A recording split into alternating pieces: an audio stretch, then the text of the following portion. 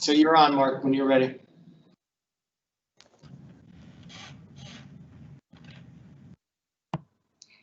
Good evening, everyone. Welcome to our August 25th action agenda. Please join me in the Pledge of Allegiance. I pledge allegiance to the flag of the United States of America and to the republic for which it stands, one nation, under God, indivisible, with liberty and justice for all. Again, welcome everybody. Thanks for joining us tonight. I am going to turn it over to Mrs. Sugars for roll call. Mrs. Arroyo? Here. Ms. Friedel? Here. Mr. Goodwin? Here. Mrs. Matlack? Here. Mrs. Neary? Here. Mr. Avadia? Here. Mrs. Schultz? Mrs. Tong? Here. Mrs. Seidel? Here. Our first item of business tonight is approval of minutes. I would like to make a motion for approval of our Committee of the Whole Special Action Meeting minutes and Executive Session minutes dated July 14th, 2020, and then approval of regular meeting minutes and Executive Session minutes dated July 28th, 2020. Mrs. Neary, could I please have a second? I second. Thank you. Mrs. Sugars? Second. I'm going to open up the voting. Board members, you can cast your votes. Oops, when I open it up, there you go. Oh, thank you. Oh, hold on. I did it already. Okay, thank you. Motion carries. Miss Sugars, Yes. I need to abstain from the beginning of the July 14th meeting. I was not present for part of the conversation. Okay.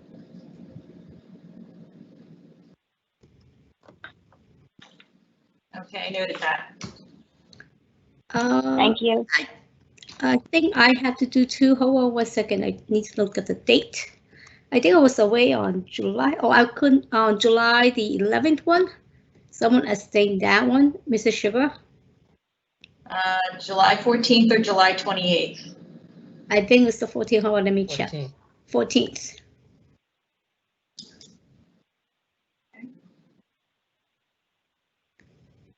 I've noted Thank it. you. Okay, thank you. Our next item tonight is correspondence. So I will just go around the room quickly to see if anybody has correspondence to share with us this evening. And I'll start by asking Mrs. Neary. No correspondence, thank you. Okay, thank you. Mrs. Tong. Nothing for me, Mrs. Lisa. Okay, thank you. Mr. Avadia. I just wanted to quickly note that I attended the two parent universities last week, although not live, but after the pre-record, as well as Sunday's ABC Town Hall with a number of superintendents, but especially Dr. Malash, and just was great to hear some more reassuring, good information out there. So thank you. Thank you, Mr. Avadia. Mrs. Matlack. Yes, real quick. I had another county leadership meeting, the statewide meeting that they have every 2 weeks now this summer. And the guest speaker was Jeff Gale, who is the director of the Office of School Preparedness and Emergency Planning of the Department of Education.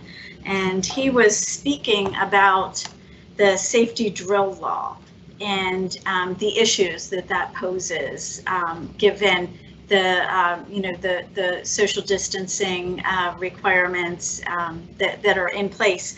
And he has been actively trying to get this law suspended for the duration of the declaration of the health emergency. He's been trying for this since back in March, and he has been unsuccessful. His frustration with this came through clearly in the virtual meeting. But if anybody is interested in just reviewing that law, It's NJS 18A:41-1, and he talked about the different options that he's proposing to the governor, of what could be done, during this health emergency, while still maintaining the structure of performing these necessary drills, but in a different format. He did not go into much detail about those. Just wanted us to know that that is a concern across the state with many districts. Many people have been asking, and that he and his office are actively trying to get this through so that it can be postponed.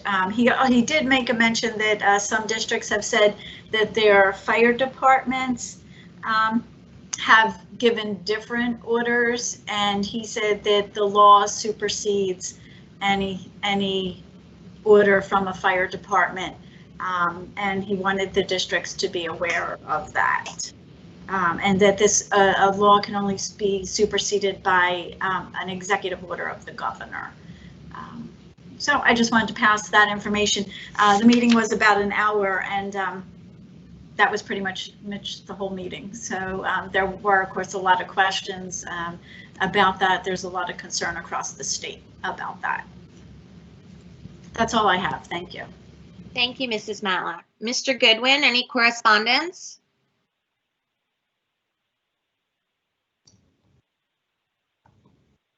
I'll take that as a no. No, none for me. Thank you. Ms. Rydell? No correspondence for me, thank you. Thank you. Ms. Arroyo? No, thank you. And Mrs. Schultz? None for me, thank you. Okay, thank you.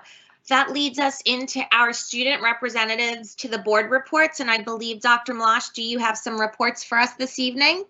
I do, Mrs. Seidel, thank you. And again, I am very honored to read the reports on behalf of our student board reps.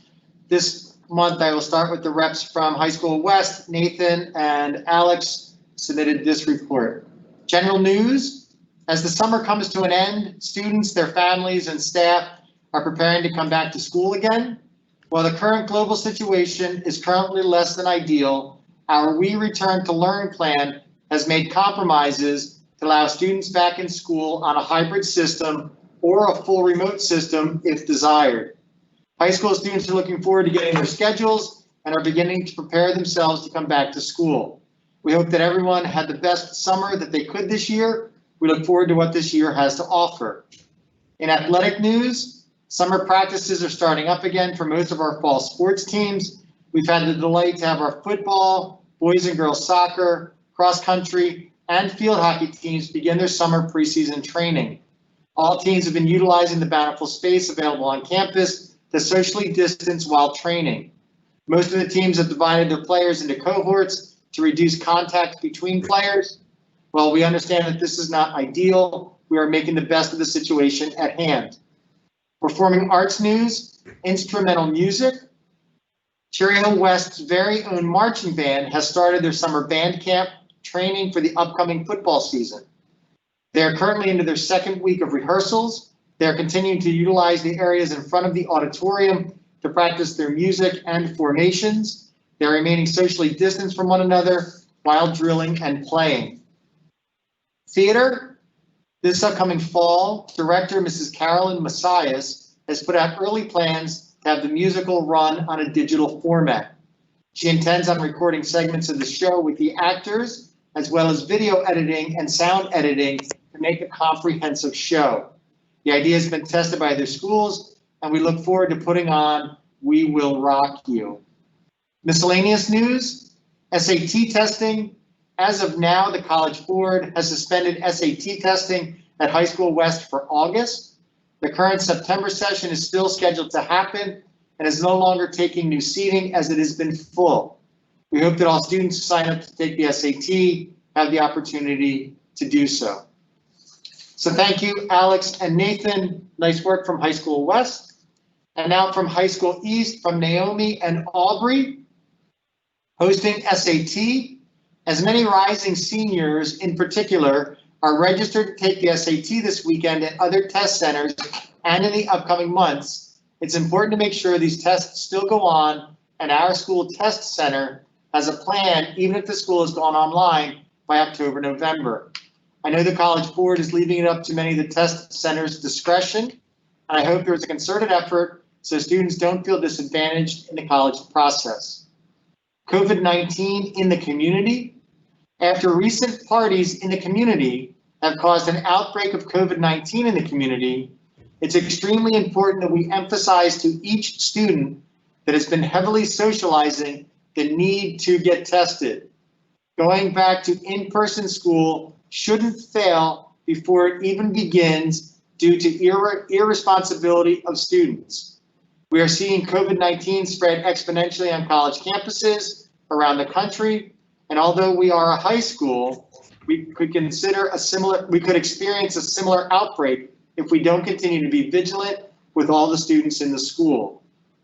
Senior portraits. Senior portraits have been moving along nicely at East with sufficient safety precautions. All the students I've spoken to were happy with their experience, which is no small feat during a pandemic. African American history. With the recent shooting of Jacob Blake, we'd like to continue to emphasize the need for more comprehensive African American history at Cherry Hill East and West.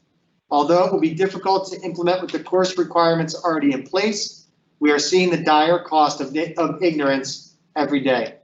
Thank you, Naomi and Aubrey. Thank you, Dr. Malash. You're welcome, Mrs. Seidel. Now we will move into our first public comment of the evening. The first public comment opportunity is for agenda items only. There will be another public comment session later for any topic at the end of the meeting. And as we've been doing for these past few months, we ask that you please send your public comment with your name, address, and comment to lshugars@chclc.org. And I'm going to turn it over to Mrs. Sugars to see what comments we've received so far. Mrs. Seidel, I believe I only have one comment for the agenda portion of the meeting. Several comments for later in the meeting. Please, this is from Mindy Rosen at 6 Fairhaven Court. Please explain BNF items number 15.1 to 15.3. That's it. Okay, thank you. Next up are our superintendent's comments. So Dr. Malash, I'm going to turn it over to you. Thank you, Mrs. Seidel. I'm going to try and keep these brief, although I don't know how brief they're going to be. There is a lot that I need to and want to go through this evening. So the most important thing that I want to talk about is the opening of schools. September the 8th is 2 weeks from today. In fact, at 6:25 on September the 8th, we will have completed our first day of the 2020-2021 academic year. This summer has certainly been unlike any other as we've prepared for the reopening of schools and the work that's been done, the discussions that have gone on, and the discussions that are continuing. I sent an email out to the staff last week as I tried to send out some contact to staff back in the spring and then during the course of the summer. August is always a tough month for me. When we get through the month of July and hit August 1st, all I can think about is the opening of schools. There are things that happen every year that raise the anxiety level that I feel, and that's not new today. As a superintendent of schools, I felt it as a building principal, as a teacher, and certainly as a student. That anticipation of what school is going to be, what's my schedule going to look like, who am I going to be in class with, what am I going to do after school, what are sports going to look like, what are clubs going to look like. I've always felt that anticipation and that anxiety, and I know that I'm not alone. I know in talking to many of the adults who work in the district, talking to community members, and talking to current students, that is a typical feeling that many experience. The anxiety, the excitement about school opening. That feeling has certainly been intensified this summer as we've had so much discussion about what does it look like to reopen our school buildings in the midst of a pandemic. There's been a lot of information. We've developed our We Return to Learn plan. that 2 weeks ago the board endorsed. We've submitted it to the state, to the Department of Education for review. Well, I know that there was an article that was published yesterday about 385 plans being returned to districts for review. We have not had ours returned to us. We have not received a response on it in one way or the other at this point.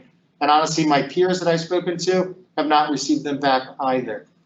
The reopening of schools is something that everybody is talking about, families, community members, and especially students. Often I talk about the fact that we expect that every child typically is going to have one experience in second grade or one experience in fifth grade or junior year in high school. And we need to make the most of every possible minute that we can for those children and make sure that it is a positive and successful experience. The other thing that we also always talk about is the health and safety of our children. As a school district, we have probably had more intense discussions in the last 10 years about health and safety, whether it's mental and emotional health, physical health and safety, children being exposed to disease and health and safety than any other singular topic. And I think that's appropriate because there's nothing else that is more important that deals with this most important and honestly in so many ways most vulnerable part of our society, which is our children. So those discussions have continued to take place. Again, as I said, the board endorsed our plan a couple of weeks ago. We've been working on that transition and that plan back to school since we closed and had that first day of the school buildings being closed on March the 16th. Our desire is that we are able to have everyone back in school, all of our staff members, all of our students, our volunteers, and our family members. We are not in a situation tonight or today where we can make that happen. We believe, based on the plan, based on the guidelines that have been provided to us, that we can reopen school with the hybrid model on September the 8th. We provided parents with the opportunity to select attending that hybrid model or to identify to attend in a full remote model. Today, August the 25th, in correspondence we sent out last week, we've asked parents to finalize their determination about the remote schedule or the hybrid schedule. At the end of last week, when we had more than 90% of our families, probably about 95% or more, we were a little more than 60% of the families at that point had selected the hybrid instruction for their children, a little less, or right around 40% that had selected the full remote schedule. And with that, we built the cohorts and built the model for where we are to open schools. We are expecting, based on our plan, that everybody, when they're on our campuses, when they enter our schools, everybody will be wearing a mask. We have specific language about what a mask is, how it has to be covered, that we're not going to approve the use of the gaiters or things like that, or a bandana tied around. Again, as we look at the information that we received from the Camden County Department of Health, recommendations from the state, from the CDC, and from the Federal Department of Health, we know that the appropriate and a proper wearing of the mask is one of the best things that we can all do to mitigate the concerns that exist with the spreading of COVID-19. We're going to continue and maintain that in our schools. We've asked parents to please make sure that you're working with your children. We've asked staff members to please make sure that they are practicing. It does take time to build the endurance and to get used to wearing a mask. And for somebody, for a number of times throughout our meetings and meetings like this and our administrative meetings, it does take time to get used to that, what it feels like to breathe in, to breathe out, to talk through. So we have to make sure that people are practicing. And we want to make sure when everybody's in school that we are doing it in a healthy and safe way, maintaining 6 feet of social distancing in our hallways, in the facilities, in our classrooms. And I can tell you the majority of our classrooms, all the way up through elementary and middle school, and the majority of them in the high school, we're able to maintain 6 feet of distance between children in the rooms. There are going to be some of the specialty rooms at the high school where we can't have a full 6 feet. Information will go out to parents about that when school starts and where that is. But sometimes that will happen based on the numbers in our high schools. And remember, the recommendation for the 6 feet was without a mask, and we are going to maintain the masks throughout. With a change in the schedule and the early dismissal schedule on Tuesday through Friday, we've been able to maintain that every child will have direct instruction, whether it's in person or through the remote, through the virtual sense, during the course of each day. And please remember, every Monday is a full collaborative day. Everybody is remote on Mondays. One of the other things we've talked a lot about is ventilation in our schools. What is ventilation? What does it mean to ventilate the room? What is the fresh air that is coming through? There are a lot of numbers that have been thrown around recently about the MERV rating, and I'm sure the word MERV has been Googled more today or in the last couple of weeks than ever before to find out what that stands for in terms of the rating of a filter. There is no new standard related to COVID that's been placed on schools or on public facilities about what the MERV rating of a filter should be. But a lot of people ask me about or demand that we put MERV filters that are rated MERV 12 or 13 in our buildings. I can tell you that none of our ventilation systems, none of them in the district, are equipped to be able to run something with a filter of that rating. That just does not exist in our public schools. In many of our buildings, including the room that Mrs. Sugars and I are sitting in right now, the unit ventilators that are here are original to the buildings. So the filters that are used have been cleaned, units have been maintained, as has taken place throughout the entire district. We have what we refer to as our written indoor air quality program. Every school district should have this in the state of New Jersey. We have one for Cherry Hill. It goes through and talks about Mrs. Sugar's responsibilities as the business administrator and board secretary. It talks about Mr. McCarty, who's the director of facilities, what his responsibility is in terms of maintaining logs and the cleaning and checking the ventilation systems. I can tell you that we believe that as of August 25th, which is tonight, that our ventilation systems are working appropriately throughout the district.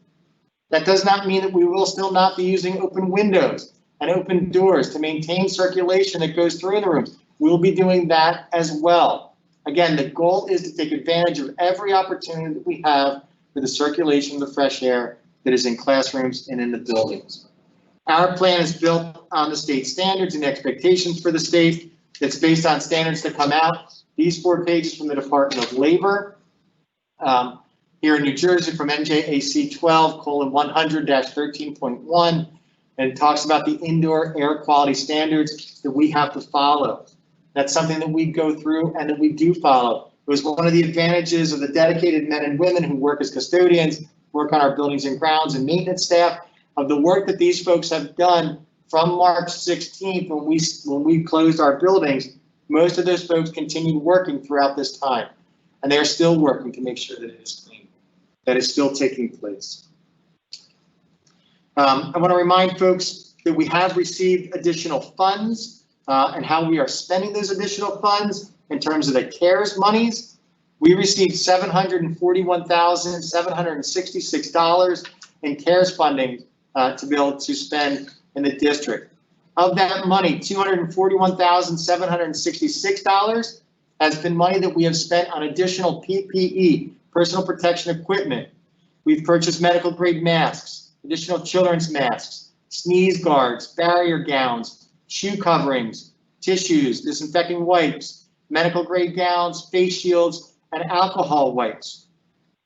We've spent about $500,000 on additional technology, Chromebooks, laptops, and online courses to be able to provide for some of our students. So we've spent those monies. I just want to mention, I don't know whether folks had a chance to watch it today. I did not watch the live speech, but an opportunity to read the governor's remarks. Governor Murphy today unveiled his revised fiscal year 2021 budget proposal that he called Stronger, Fair, and More Resilient, Building New Jersey's Post-COVID Future. We've been waiting on these announcements.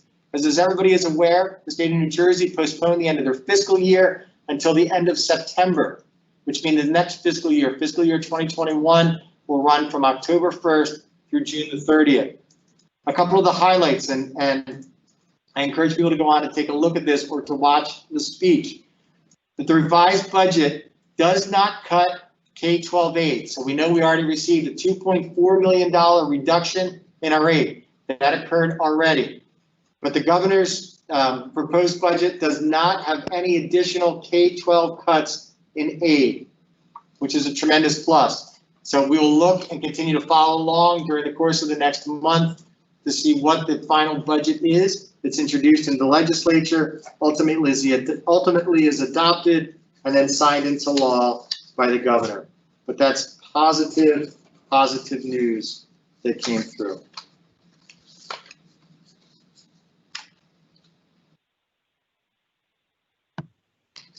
One of the things, again, I talked a little bit earlier about our plan, the We Return to Learn plan, which is on our website. There's a tremendous amount of information that Mrs. Wilson, our public information officer, Dr. Mahan, the curriculum office, Mr. Plavinsky and the folks in the tech department that they have developed, that they have linked, and they have placed on our website. I encourage folks to go on there and to take a look at that information that is there. The We Return to Learn plan, which was revised, and it's marked on there revised as of August the 21st, was updated last Friday. There's a tremendous amount of additional information about what the district will do should there be a positive result of a COVID test once schools are open. We relied and we waited for the additional information coming out from the Department of Health. That information is contained in there. There are various scenarios that talk about if there's one positive result, if there are two or multiple positive results, if they're connected or not connected, what the possible outcome will be. We maintain regular communication with the Department of Health. Dr. Pascal Namwako is the health director for Camden County. We maintain regular communication with him and the folks within his department. Should there be any positive result, the immediate contact we make is to the Department of Health to talk about contact tracing and next steps. Please recall that the Camden County Department of Health will be handling all contact tracing for school districts in Camden County. So we will continue to nurture that relationship and maintain that.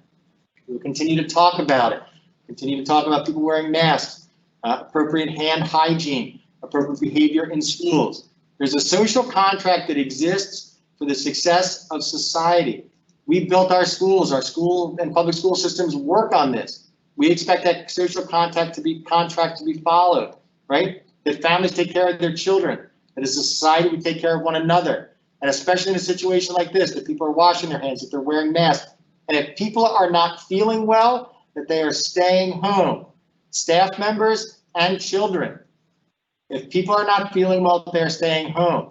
We expect all of our students and all of our staff members to screen at home. And again, following the recommendations and the guidelines from the CDC, who advises that children should not be screened in mass at school, that those screenings take place every day. Temperature, going through the symptoms and possible symptomology that's there. And if there's any twinge, if there's any feel, the child or the staff member should stay home. We will continue to talk about that. We have some new posters that are going up throughout our buildings. Again, these come from the CDC. Our folks down in the Xerox department have been running these and laminating these, and you'll see these displayed throughout the district. And again, simple and straightforward. Stop the spread of germs that can make you and others sick. Wash your hands often. Wear a mask. Cover your coughs and sneezes. Keep 6 feet of space of distance between you and your friends. And the piece about washing hands. We still maintain these posters in our bathrooms, again, about germs and about washing hands. These went up, some of you may recall, back in February when we first started to look at what would happen if we had to possibly close schools and how can we appropriately convey information to our students. Another poster that you'll see that'll go up, and just because I'm showing posters, that I show you to go through, this is from the Department of Children and Families, and it's about child abuse and how to report child abuse. These posters will also be up throughout our schools. We have them in English as well as in Spanish. This information will also be on our website, but these posters will be going up in our buildings as well. The students in their reports, and I thank them, the 4 students as they prepared the reports. One of the things they talked about was SAT and ACT testing. We are going to be maintaining the SAT and the ACT testing in our schools. We do have dates that are set at both of our high schools. I spent time with Mrs. Sugars and Mr. McCarty. We believe that working with College Board, that we can have the buildings used on those Saturdays when the tests are going to be done. We do have some Sunday dates that exist as well. Those of you that are taking the test, you'll want to be able to see those. We believe that we will be able to provide appropriate staffing to clean the buildings afterwards before our students and staff return on Monday. College Board and their contractors will have to follow specific guidelines about the number of people that can be in rooms, social distancing and spacing. They will have a full plan, as will ACT, about what that looks like. But we will, Cherry Hill will continue to serve as a host site for SAT and ACTs. That's something that when I met with the students a couple of weeks ago, they brought up. We've heard from parents going on through the summer. So I appreciate their input and their advocacy as we have taken a look at that. Our sports programs are continuing and are prepared to begin in the fall. They all have been pushed back we have had summer practices that have occurred, but the beginning of the sports season won't be until September. Mr. Brow, who's the Director of Athletics, has been very involved with NJSIAA about the guidelines, making sure that our coaches are following the guidelines. They're very specific about pre-screening and about what practices and interaction look like. Our marching bands, the great work that Mr. Mark and Mr. Kelleher are doing at our high schools, they are also following the NJSIAA guidelines about participation and pre-screening for all of the students who are involved. Middle school sports have not started. They will not start until after school begins. But we do expect that they will continue, and NJSIAA continues to put out information. They are indicating they're continuing to run the seasons. The only change in the fall sports, and this comes from the state, is that girls volleyball will not take place this fall. There will be no indoor sports in the fall. Girls volleyball is being moved until later in the year, and information can be found on our website. So the volleyball programs are being pushed back based on the state guidelines and will take place later in the year. See what else. Summer reading, students, don't forget summer reading. You still have 2 weeks left to finish up your summer reading. There are some great books. If you read one of the books, don't be afraid to pick up a second book and read that before school starts. Even if it's not related to the topic that you need to do for your classes, this is always a good time of year to read. Again, we are looking forward to the academic year beginning. We want to make sure that we can do it in a manner that is safe and appropriate and healthy for everybody that's involved. I'm thankful to the many, many staff members, the work that they have done in helping to prepare this plan and prepare their classrooms and their lessons, their online classrooms that folks have been developing. People are ready for school to begin. And again, as we talked about a number of times, the opening of school will look different. It's been, at this point, more than 5 months since our children and our staff members have been in school together. We're going to be very cautious and slow as we open up the academic year, what we do in the buildings, how we return with children, how we prepare children. There'll be a special focus on social emotional learning, meeting the needs of all of the humans that are in our buildings. So thank you again for all of your support, for all of the work that's going on. I appreciate the work. I've met with the leadership of our 5 collective bargaining units. We'll continue to maintain those communications as well. Our schools have set up their pandemic response teams. We have our district pandemic response team that will be meeting again soon, meeting with a cross-section of staff members and parents who are on each of the pandemic response teams in the school. So if you have questions, the best place to find information is on our website. Contact building principals.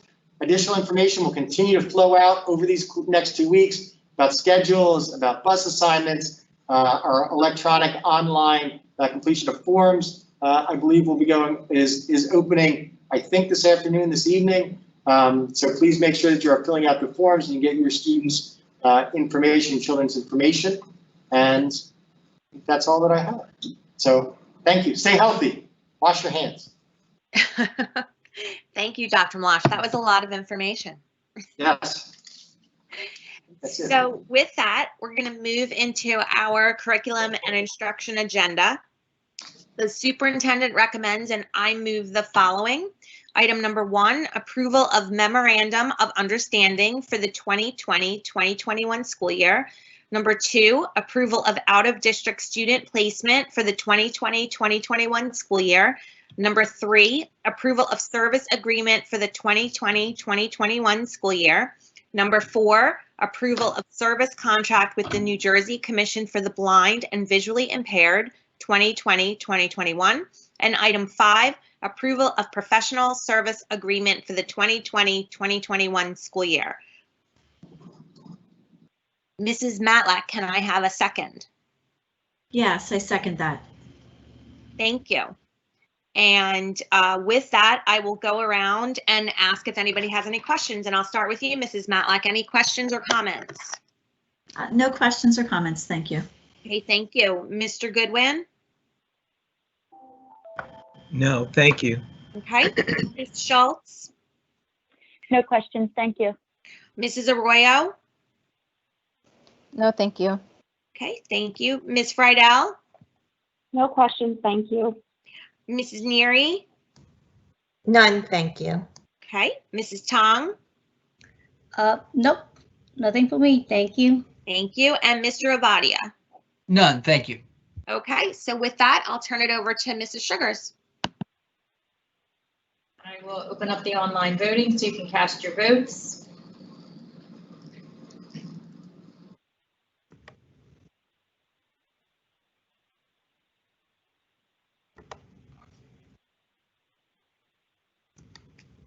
And the motion carries. Okay, thank you. That moves us into the business and facilities portion of our agenda. And the superintendent recommends and I move the following. Item number 1, financial reports. Item number 2, resolution for the award of transportation. Item number 3, acceptance of donations. Ms. Schultz, can I have a second? I second.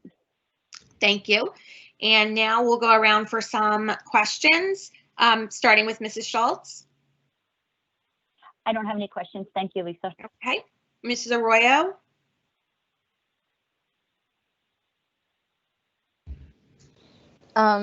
Just the donations, can you just give me a little bit feedback on that? Or just, it's for the outside the Barton gym?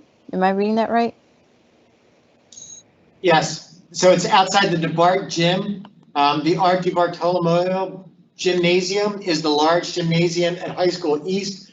It's the one that you can see when you drive down Crescent Road. You may have been there for basketball games, wrestling matches, pep rallies. They've had volunteers for support in there. The $10,000 is money that's coming out of student activity account. It's money that was collected through the sale of parking permits, and it will be used to purchase a display case to display awards and memorabilia outside the DeBart gym. That's it. Thank you. Thank you, Mrs. Arroyo. Ms. Friedel? No questions. Thank you. Okay, thank you. Mrs. Neary? No questions, thank you. Mrs. Tong? No questions, Lisa. Thank you. Okay, thank you. Mr. Avadia? None, thank you. Okay, and Mrs. Matlack? No questions, thank you. Okay, and Mr. Goodwin? No questions, thank you. Okay, thank you. Next, moving too quickly. Let me turn that over to Mrs. Sugars. I have opened the online voting.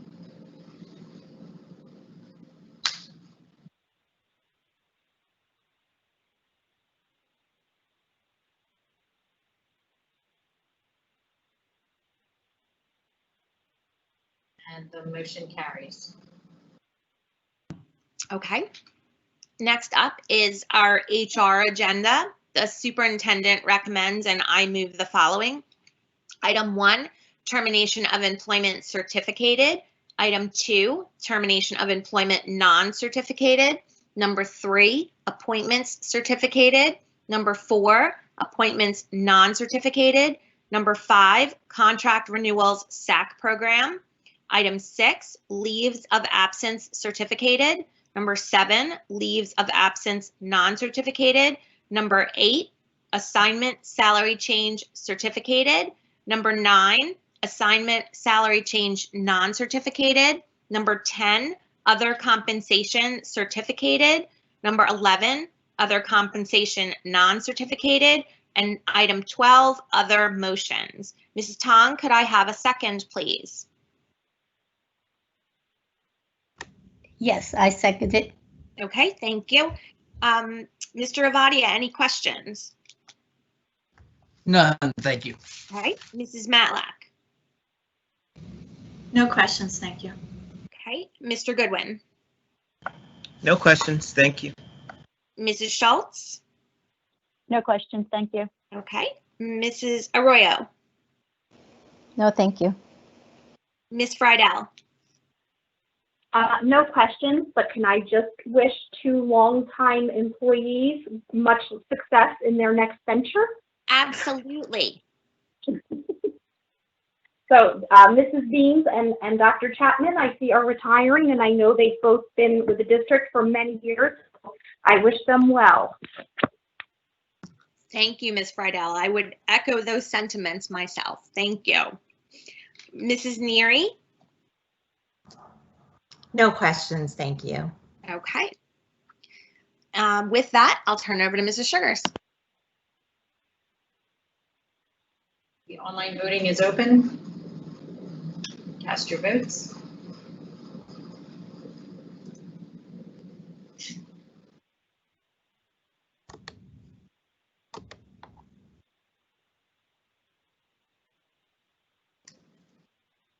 And the motion carries. Mrs. Seidel, Yes. just before you move on to P&L, if I could just make a quick statement, just follows up on what Mrs. Friedel talked about. Yep. So the board just accepted the retirement letter for Dr. Lawyer Chapman. Dr. Chapman currently serves as the principal at the alternative high school. And at the end of December, when he retires, Dr. Chapman will have completed 62.5 years in public education. 62.5 years in public education as a teacher and an administrator. And we'll have Dr. Chapman come to see the board at some point during the year. But Dr. Chapman, just in his time in Cherry Hill, most folks probably don't remember or don't know this. When Dr. Chapman first came to Cherry Hill, he was an assistant principal at High School West. So that was his first role in the Cherry Hill School District. He then became principal at Thomas Paine Elementary School. Then for a long time was assistant superintendent for the school district.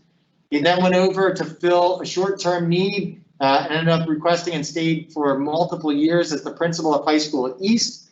And then he returned to this building, to Malberg, where he served as the principal at the alternative high school and has been one of the co-chairs in our cultural proficiency, equity, and character ed programs. So we will highlight Dr. Chapman later on in the year and hopefully at a time when we can get him out to a meeting. But it needs to be recognized that the man dedicated his career and his life, 62.5 years that he has spent in public education. It's a number that I don't think you'll meet too many other people that can say they've spent that much time and dedicated that much time to children or to a community. 62.5 years definitely deserves a lot of recognition. So I look forward to the meeting where he's going to join us. Yes. Thank you. Thank you. And that will move us into our policy and legislation agenda. The superintendent recommends and I move the following. Number 1, first reading of policy. Number 2, second reading of policies. And may I have a second, please, Mrs. Neary? I second. Thank you. And do you have any questions, Mrs. Neary? No, I have no questions. Okay, thank you. Mrs. Tong? No. Okay. Mr. Avadia? No questions, thank you. Mrs. Matlack? No questions, thank you. Mr. Goodwin? No questions, thank you. Okay. Mrs. Schultz? No questions, thank you. Mrs. Arroyo? No questions, thanks. And Ms. Friedel? I just have one question. Dr. Malash, in the policy 1648, there are some references to some appendix, I believe it's appendixes, Appendix C and so forth. Right. Will we be provided those? Yes, were they not in the backup, Ms. Friedel? I don't see them. Okay, yes, I'll make sure that they get out before the September meeting. Great, thank you. You're welcome.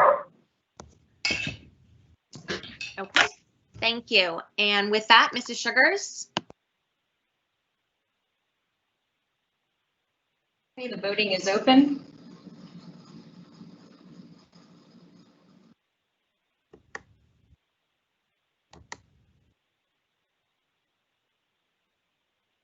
And it's a unanimous vote. Motion carries. Great, thank you.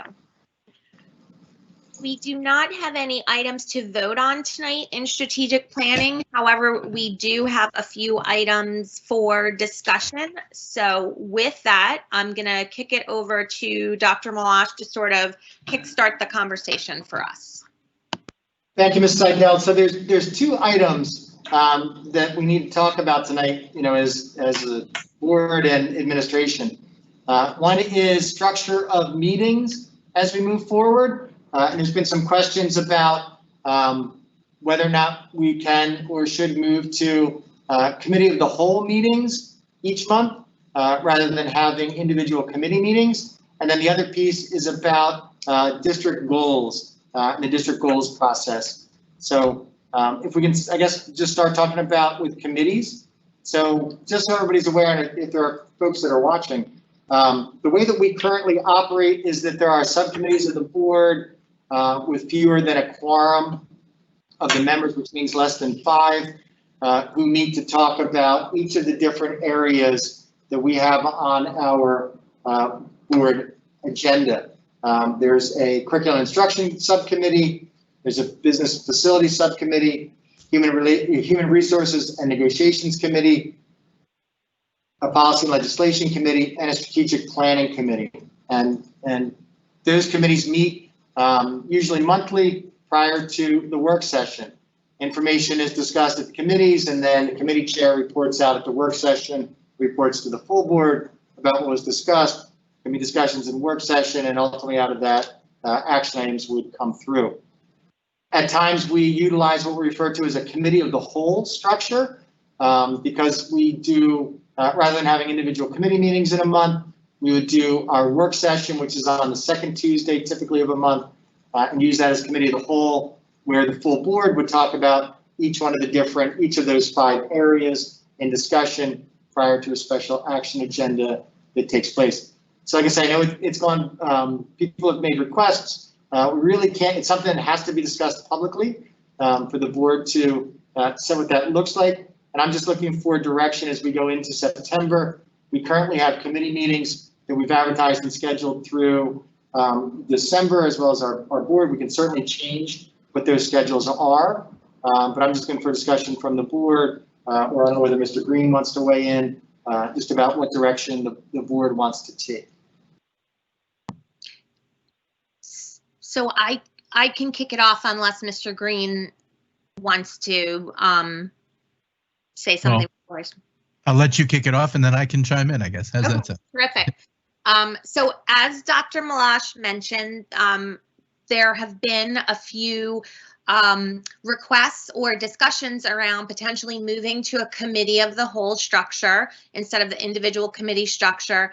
And the reasoning behind those requests is really to help facilitate the conversation and discussion that happens at the work session or the action meetings, that basically the aftermath of the committee meetings.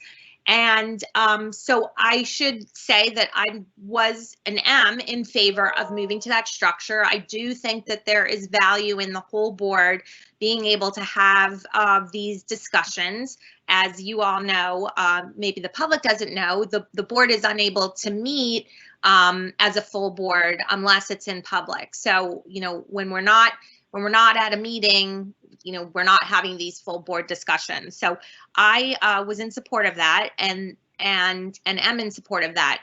However, it is a collaboration with our administrative team. So, we need to get some of their feedback on how that would work. I know that, different boards over the years have structured it differently. So I had asked administration to weigh in with some feedback, and I know that there were some ideas shared in our Friday memo that I'm sure we can talk about in more detail that administration recommends we try before making that big jump to going from committee structure to committee of the whole. And while I still see the value in the committee of the whole meetings, I am willing to do sort of a trial run on these additional changes to see if it helps facilitate the conversation and the communications during our board meetings. And the other thing, something that I didn't remember, but that administration actually brought it up, and it was a good point that I hadn't thought of. We did just recently reappoint the committee members. The committees change over the summer. So I think, I would be remiss if I didn't give the new committee members an opportunity to work on the structure and the communication of the committees back to the full board. So that's sort of my 2 cents in kicking off the discussion. Mr. Green, do you want to weigh in before I turn it over to Mrs. Neary and ask for her thoughts? Sure, thank you, Ms. Seidel. This is less illegal than a practical observation. Over a lot of years, I've seen a lot of boards try this format. Sometimes it works, but the experience, and it certainly has its value in terms of having the whole board participate. But many of my districts that we found over the years have tried it and gone away from it, because what happens is you get very, very long meetings, and many of the boards find that they have actually less effective discussion sometimes, because a couple of things happen. One is it gets late and everyone gets tired and fuzzy. And the other one is that generally in a committee meeting, you can zero in on particular topics. When you have every single committee having, or every single area having to be covered in a board meeting, by its very nature, you kind of have to limit some of that discussion and some of what you can focus on. So it can be a very cumbersome type of a meeting. The advantage to it is everybody hears all the information.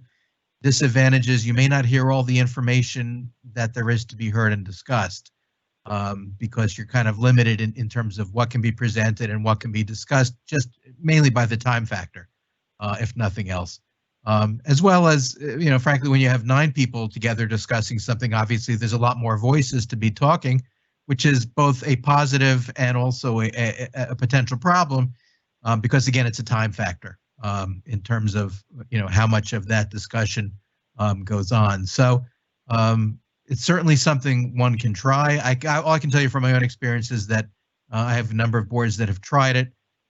Some have done it on and off. They've done it, they got away from it, then they tried going back to it again. A lot of them have tried it and said, this is just way too cumbersome, and we're going back to the committee format. So just food for thought in terms of, my perspective and what I've seen over my career, and why you may want to seriously think at least about trying the new committee structure, at least for a little while, and see how that goes, and before you really kind of jump in with both feet to the committee of the whole structure. But it is a board decision. It's up to the board. It's certainly, totally within your discretion. It's what you all, or a majority of you, decide to do. Just my 2 cents. Thank you, Mr. Green. Before I turn it over to Ms. Neary, I do have one follow-up question for you.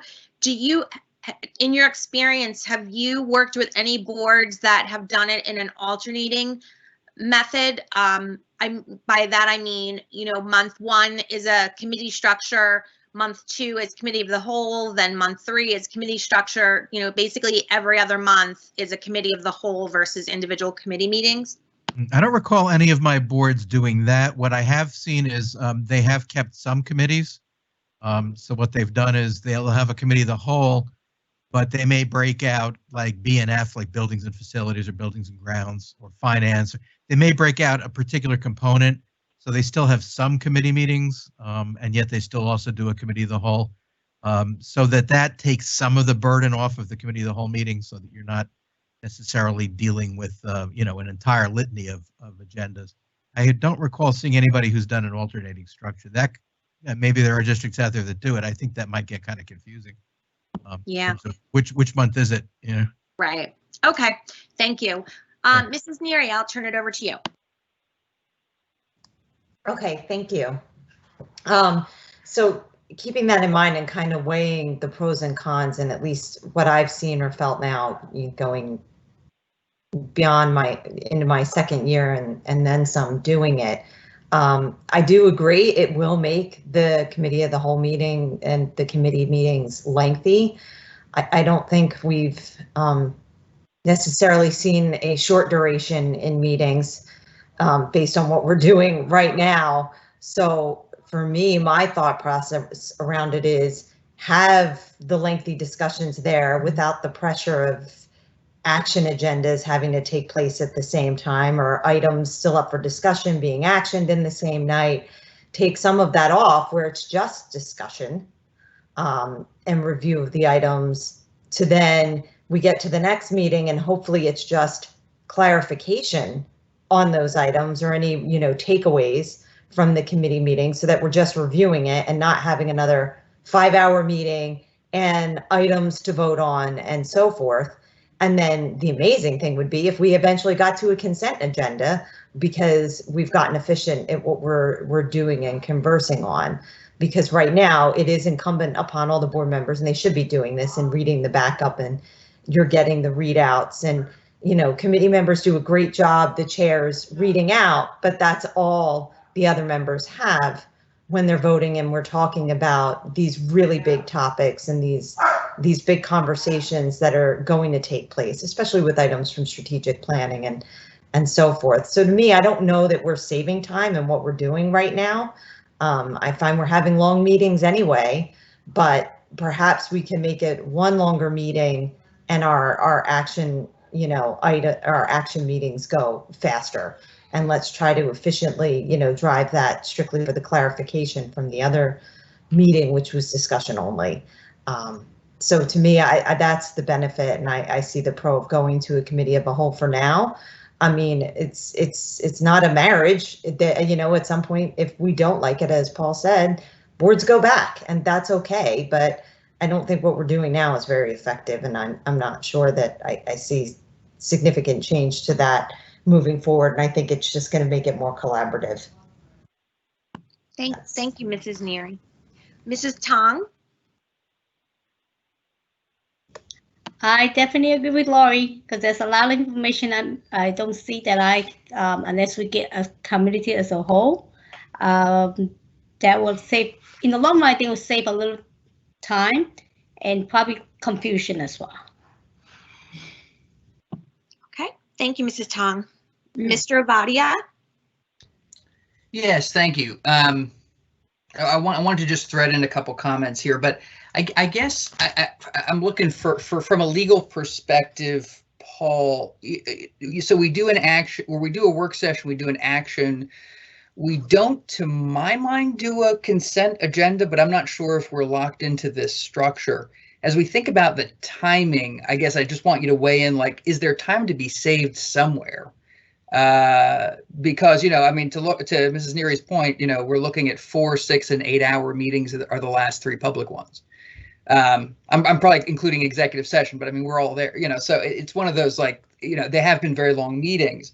Actually, in some senses have been my favorite meetings where we're really, delving into issues, but it feels like we're doing it a bit late in the process. So that's one. I guess the question is, we have sort of the year ahead of us. I would kind of look maybe for a hybrid and regroup to see how effective the 2 methods were in December or something like that. But I think also there is that ability to go back and forth. I guess my only other question is it worth getting some, NJSBA offers us field reps and some experience. Is it worth getting kind of, their statewide view on this? I know some guys do committee of the whole, some people have 7 board members. I mean, they're seeing a multiplicity of options. I wonder if it's worth getting them to weigh in. So, I really could go either way. My first gut piece was let's try it. But, in one sense, like I'm happy to hear more discussion. Thank you, Mr. Ovadia. And I can tell you that this topic has come up before, and I did reach out to New Jersey School Boards Association, and it really is a board decision. They have boards that, much like Mr. Green shared, they have boards that operate in a variety of different ways.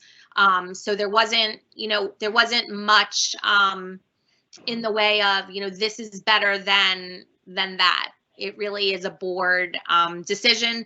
And also, like Mr. Green suggested, you can sort of move away from committee of the whole, for example, and go back to committees or vice versa.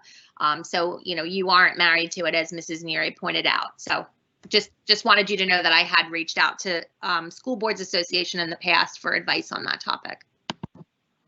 Just with respect to the consent agenda, Mrs. Neary is correct that the board is well within its rights. If it wants to, at a public meeting, you can just adopt essentially all the consent items as one motion, essentially. So you can move the entire agenda or portions of it if there are parts you want to separate out. And that can be one motion, and the meetings can go a lot quicker if that's the case in terms of that oftentimes. So that is an option that you have. That's totally within the board's discretion in terms of how it operates. Okay, thank you for that, Mr. Green. Mrs. Matlack. Thank you, Mrs. Seidel. Having been experienced, the committee structure that we have, and over the years doing committee of the whole, I think that the committee of the whole, there's definitely a place for that. When there's something bigger going on that we need to discuss, and I think that right now we have a lot of big things that we're discussing. And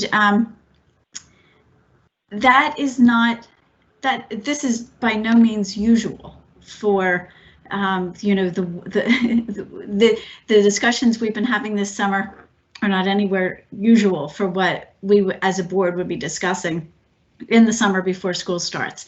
So I think that is altering our perspective a little bit. And so part of, in a district our size, the benefit of doing committees is it divides up the work of the board. And some of that work is just routine, every month, every year type of things. And it takes a while, as a board member to come up to speed on all of those things. So, newer board members would have more questions about those things than board members who have seen that item on the agenda, several years in the past, which is totally understandable. The length of the meetings is a concern for me, because that has been something that we've had happen this summer. And we've had that when we do committees of the whole in the past. We've had lengthier meetings, but it's not something that we necessarily have all the time with the regular committee structure. And it's not just it's not just our perspective that I'm thinking of. It's also the staff and the teachers who come to each of the meetings. I know, like C&I, we almost always have several staff members there to present different items. Yes, we can rearrange. If we did committee of the whole, we can rearrange things, but then that also becomes confusing to the public if we're not doing them all at the same time, because then we're asking the public, make sure you're there for 4 or 5 hours as well. So there's to me, a lot of logistics, but what it boils down to is that we are a large district, and at times we have meaty things to talk about that just is too much to deal with in a committee, and we do need to discuss that as a whole board. But I think that we also, being a large district, have so many things that we just need to deal with on a day-to-day, month-to-month basis, that I think our committee structure serves us well. So I'm in favor of staying with a committee structure for now, and doing the committee of the whole when we have a bigger discussion, like the return to learn plan that we've been discussing over the summer. That is just too big of an item to be talked about in a committee and reported on to the rest of the board. That definitely has its place, as we've done in board meetings. So those are some of my thoughts. The New Jersey School Boards has done county meetings, and a couple years ago there was a county meeting where it talked about committee structures, and I found it fascinating hearing what other boards do and how they do it, and as they were just as fascinated by the fact that we do a little bit of a mixture depending on what our need is. So there is a lot out there. I think that I'd like to see us stay with the committee structure and, and perhaps do committee of the whole for the larger items, and maybe with the little tweaking that could be done, that might help bring everybody up to speed on those everyday items, that as we go through, and we can each do, divide up the work, divide and conquer, especially with some of the routine work that each of the committees does. That's all. Thank you, Mrs. Matlack. Mr. Goodwin?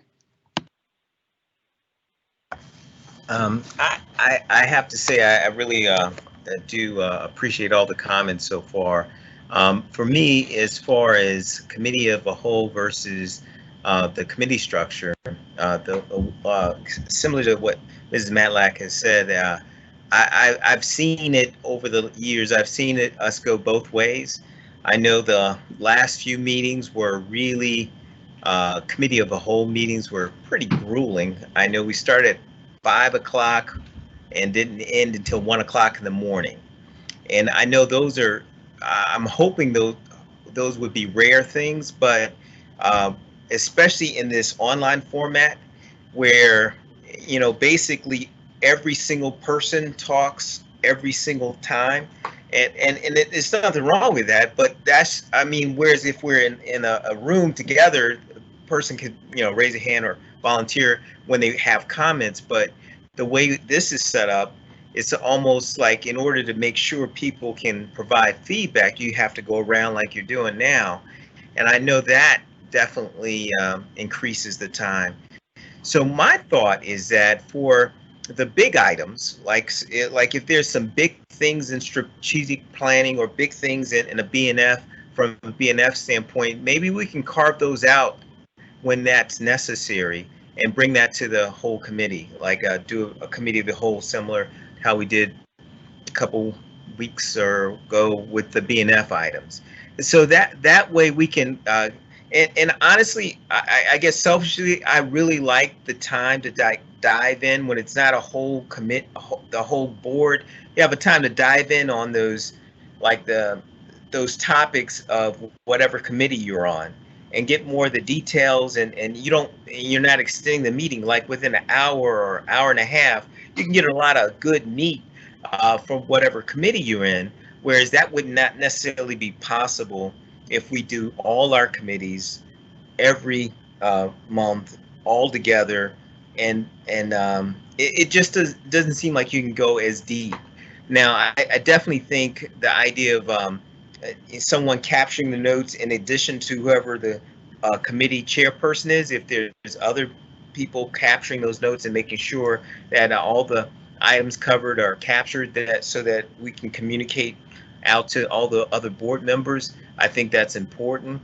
But my thought is, although I thought is, let's keep the committee structure, but also be flexible on items that are really hot topic items, where we can bring that to the whole board and have a whole board discussion on those items. And I'm hoping that would keep, not have the meetings go too long, but I just, the way this online format, I just believe is part of the reason why our meetings go so long. Because everybody's talking, and it's great, but it's just more, it's more forced conversation, as opposed to if we're all in the same room and we can have that conversation more freely. So those are my thoughts. Thank you, Mr. Goodwin. Mrs. Schultz?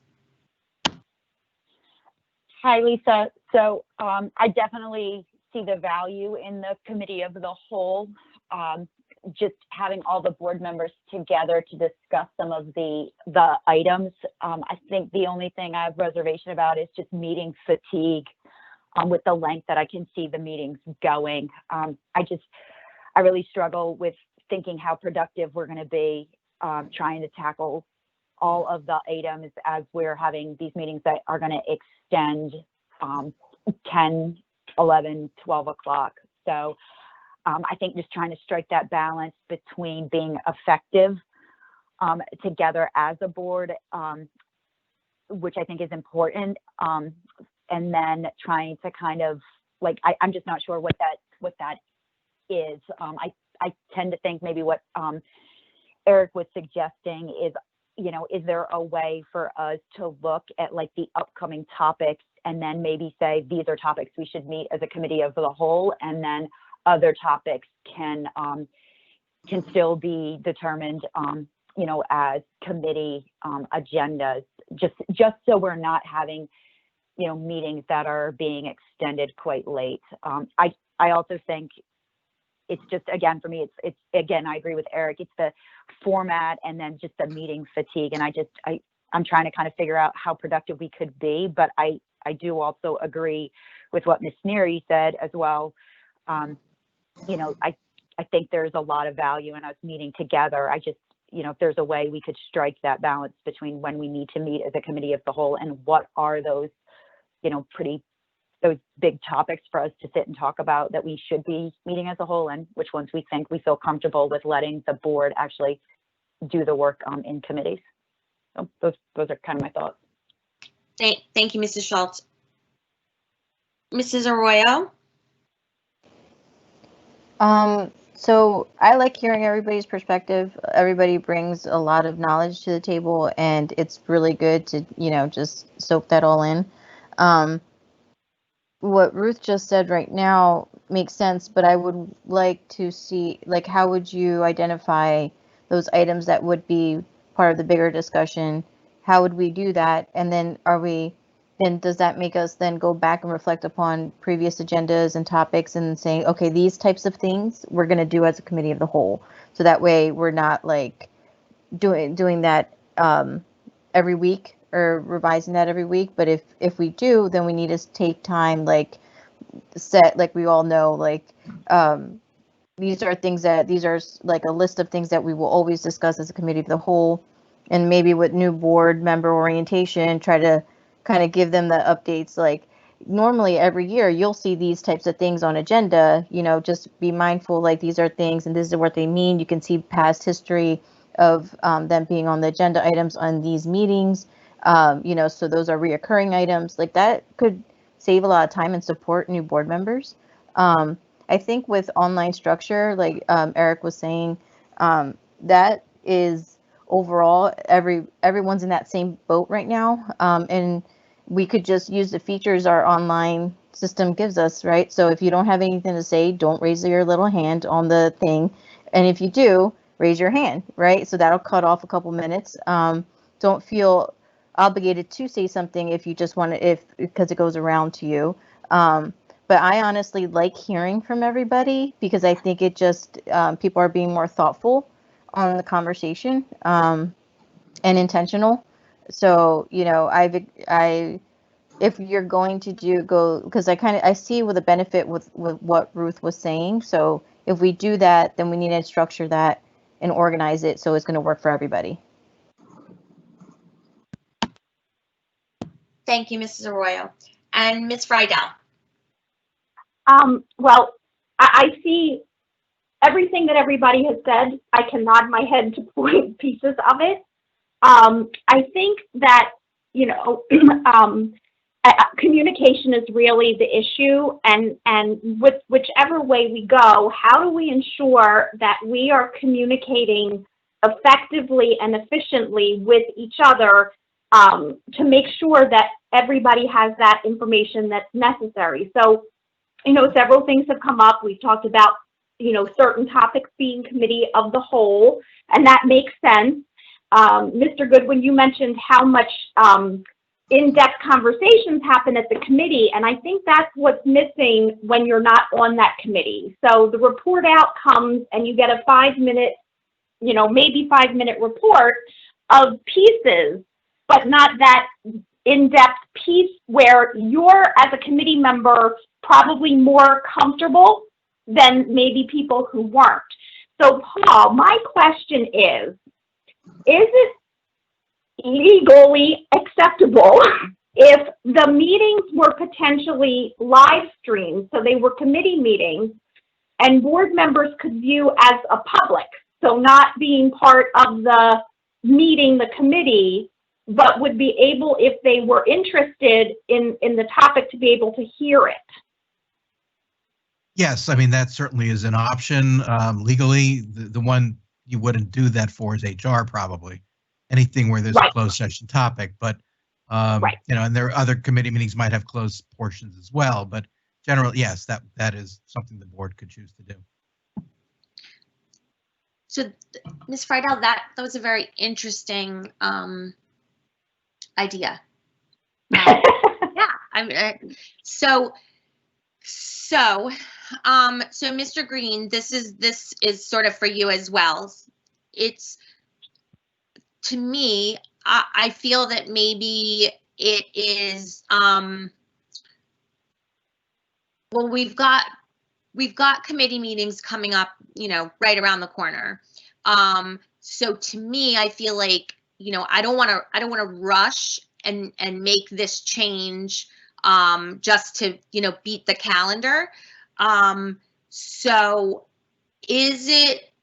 would it be wise to sort of, for me to recap now what sort of our different scenarios are that we can reflect on for a few days as board members, and then I can ask the board members to sort of provide their thoughts on that? Because what I'm hearing, I've basically heard 4 viable options presented tonight. There's the original option that is on the table, which is the committee structure as it is, but with changes and tweaks to hopefully make it more productive. And some of those changes and tweaks are just, number one, just that we've recently shuffled up the committees. So people haven't even had a chance to get into the groove of their new committee.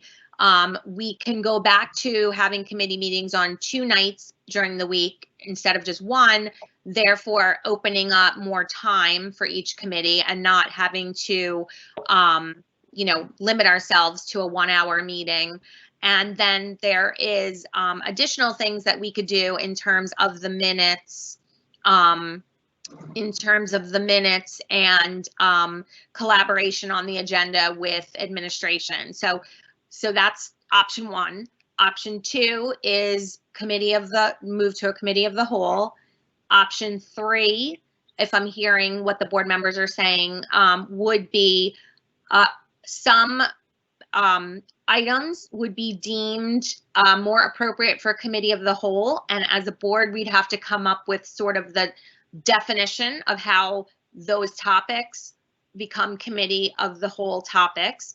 And then the 4th item would be what Ms. Friedel just brought up, which is maintain our committee structure, but live stream our meetings, our committee meetings, which we typically do not do. And then board members are able to view it either in real time or watch the recording at their leisure.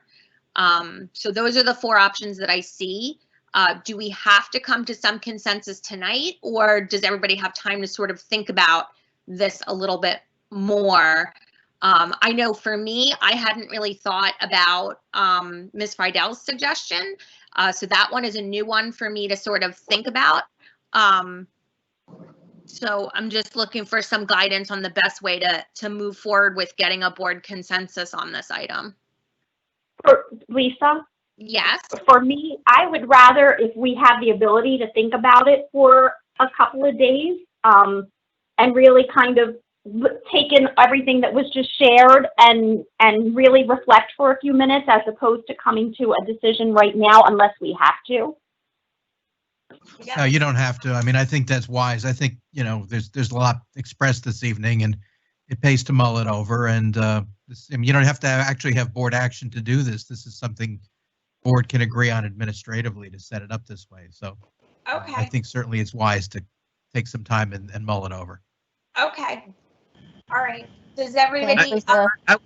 I would also like to, you know, I don't know if Dr. Malash has any feedback. I am curious what his thoughts are. I mean, obviously it's the board's decision, but I would love to hear if there's any administrative thoughts down on those. Sure, thanks, Eric. I'm gonna let Mrs. Sugars go first, and then I will follow up. Yeah, my concern with moving to strictly a committee of the whole type structure is I do think that we have a lot of issues coming up. We have a lot of work to do. And I think it will definitely change the conversation. I mean, I think the topics that we would discuss in a committee meeting can be much more deeply explored and discussed and, you know, much more effectively in a committee meeting structure than a committee of the whole structure. I also think, you know, as you're looking at perhaps, for instance, one of my committees is strategic planning, as we're getting ready to develop plans for bond referendum. You know, am I going to ask our architect to join us at 10 o'clock at night? Because that's finally when we get to the strategic planning portion of the meeting. I just think that it's much more effective. I don't have a problem with the committee of the whole in certain circumstances, but I think that typically when we're putting our agendas together, the items that we would put on a committee of the whole meeting tend to be something that we can get through quickly, just because we know that each committee has to have a certain amount of allotted time that evening. And I think that it's a much more effective conversation. I recall that, you know, the board had some conversations about changing to a committee, changing the committees which were public to considering going to a non-public type meeting. Most of the districts across the state do not have open committee meetings. And part of the reason that we had that conversation was because we felt that there needed to be a way for the board to have some very frank conversations that perhaps are easier.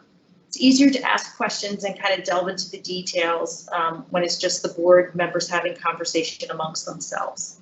So I think that I understand the want for more conversation and for more information. I think we can work within the committee structure to do that. And I think that we can come up with ways that will help satisfy the board's desire for more information, but still maintain the committee structure. I think at a minimum, I thought Dr. Malash's recommendations that we at least try this for a couple months and see if the board likes it. You know, I think that would be a great suggestion that we could use for now. We could always change that going into the new years as we, you know, go through our reorganization structure in January. We wanted to change it at that point and look at it a different way. I think that would be the time to do it. But I think I agree that, you know, we've just reformed these committees. I think we should at least give them a chance. I know that CNI has lots of guests that come, and I just think that it will, you know, even if we move the presentations to the beginning of the meeting, I think it will make the meeting disjointed. I think it's hard to have presentations and not have discussion and then jump back into discussion. And I just don't think it will be as effective as maintaining the committee, the current committee structure. And I think there are ways that we can work within what we have now to improve communication, or at least we should give it a shot. Thank you, Mr. Sugars. And I would just follow up with Mr. Sugars, and obviously we've spent some time talking about this and reflecting on it. I do think that the board, you know, there's a piece for the board to make that determination about what is it that's missing or lacking to identify, you know, what is it in the communication? Is it volume of information? When information comes, how information comes? But I think to identify and say, this is what we are trying to fix so that we come up with an answer for the issue rather than just what is a pretty overwhelming change in structure. You know, there's also a piece of the reality of the responsibility of the board member to be informed what that information looks like, and then how deep into how many different areas, you know, can each board member be, and what's the level of trust that board members have amongst themselves, you know, to be able to deliver information to one another. You know, I think that those are absolutely pieces, you know, in terms of what's there. You know, Lynn talked about it, and we've gone through about it. You know, people presenting, having people come to the meetings, I think is a big piece. You know, as well as what does public comment look at meetings, you know, and what's the influence and the impact that's there. You there is, and Paul or Mr. Green, I think, said this, there's, there is time to make a decision. We have a meeting structure that exists. I just think we need to identify what is it that we want to fix so we can actually say, this is the issue that we've identified, this is what we want to fix, here's where we have fixed it and how we have fixed it. I also worry about, with just doing committee of the whole meetings, with the depth and the breadth of the information that we'll be able to go through, in each one of the committees. I think, and again, I mentioned this and Ms. Seidel brought it up. I think with the restructuring the committees and different personalities and different people on them, I think there's an identity that needs to be formed within a committee for the committee to be able to work together and identify what their work is and what works best for them, and then how that fits in the overall structure of the board. I'm concerned that, taking 4.5 hours of meetings a month and applying them to a board member or to a board meeting, I just worry about the level of effectiveness month in and month out, that those meetings are going to have, both for board members and community members who are engaged and who are there. We certainly administratively, we will adjust based on the needs of the board. It's ultimately a collaborative relationship between the board and the administrative team. The board and Ms. Seidel often uses the euphemism, let there be light. Then there's 1,700 of us in the school district that are making sure that light shines brightly, where it's aimed, how it looks, and that kind of thing. So having that collaborative relationship between the board, and the team, I think is an important piece. Thank you for that, Dr. Malash. I think one other thing, so if I'm hearing everybody correctly, we'll just sort of let everybody take all of this information back and reflect on it, and we'll get out a communication over the next few days to be able to take everybody's pulse on how they want to move forward.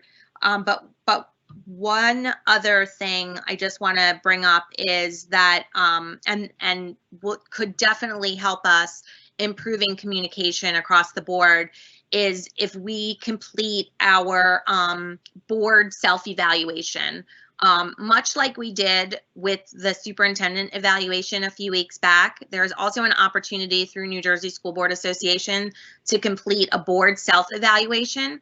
It's in the same location where you all went to complete the superintendent evaluation, same username, same password.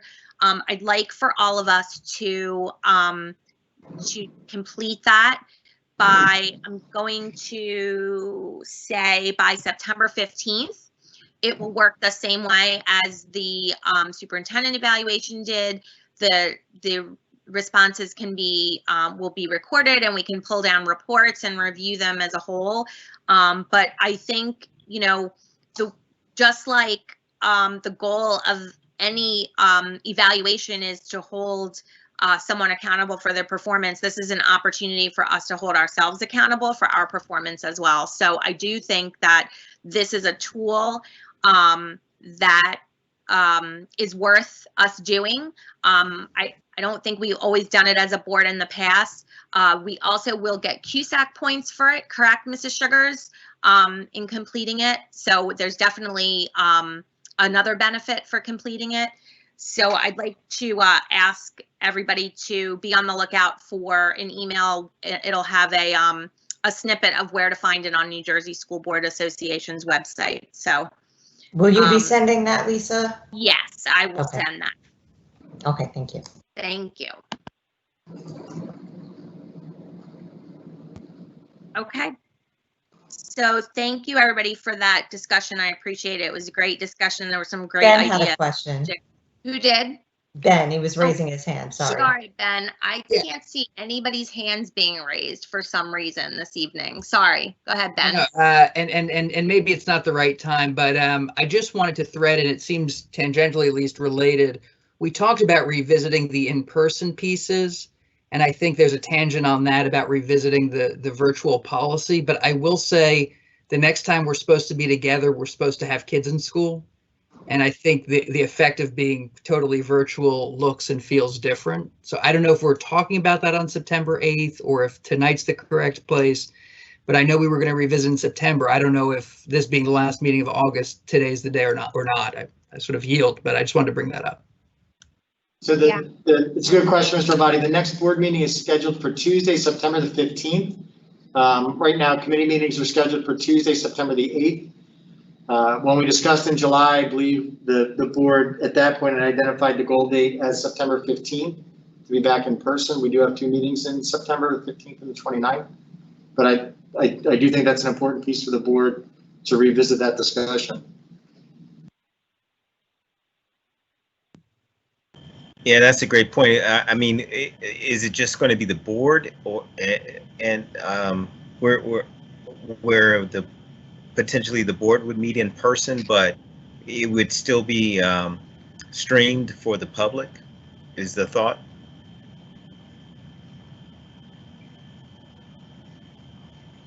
Yeah, I think that. Yeah, that would have to be because, well, let's put it this way: you could. If you went to a large enough venue, like one of the auditoriums or the cafeterias, you could permit a limited amount of public in. Frankly, what most boards are doing is they're just streaming it out so that the public can observe it, and only the board members are attending. If you're having it at the board conference room, then the administration that normally would sit on the side, there's no room for them there, so they would also participate virtually. So it depends on your layout. And I can tell you that having it in some place like West Auditorium or the Carusi Cafeteria, not going to be very conducive to any kind of conversations. So can I make a suggestion? Since we've decided to sort of not make a decision about changing the committee structure tonight, it would be safe to assume that the committee meetings for this upcoming month are going to stay as is, since they're a short time away. Could we add that discussion about resuming in-person meetings as a line item on each of the committee agendas for the upcoming cycle, Dr. Malash, so that as a board start having that conversation? Yes, we can. Great. Then that way we have already had an opportunity to start having that discussion and could perhaps, be more prepared to put something on the table for the board to agree to for that September, did you say 15th meeting? September 15th board meeting, yes. Does that sound okay to everybody?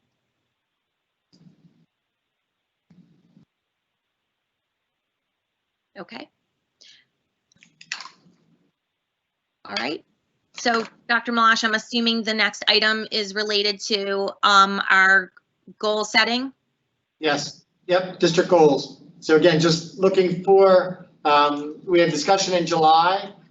And again, historically, back in February, the board adopted, there's 3 strategic planning goals that guide us from 2020 through 2025. We had subcommittees from the district committee that met that identified action steps. We had discussion in July at the board meetings about the goals. We had discussion on August 11th, and we had Judy Wilson. Mrs. Wilson joined us. She's the one that led the process after leading the ad hoc committee as the facilitator last year. I sent out to the board some draft statements, action statements underneath each one of those 3 goals. So just again, looking on direction for next steps.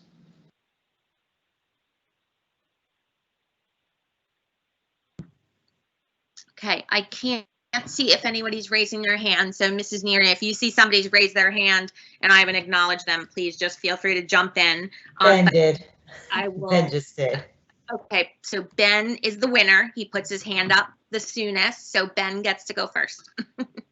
Okay, yeah, so thank you, first of all.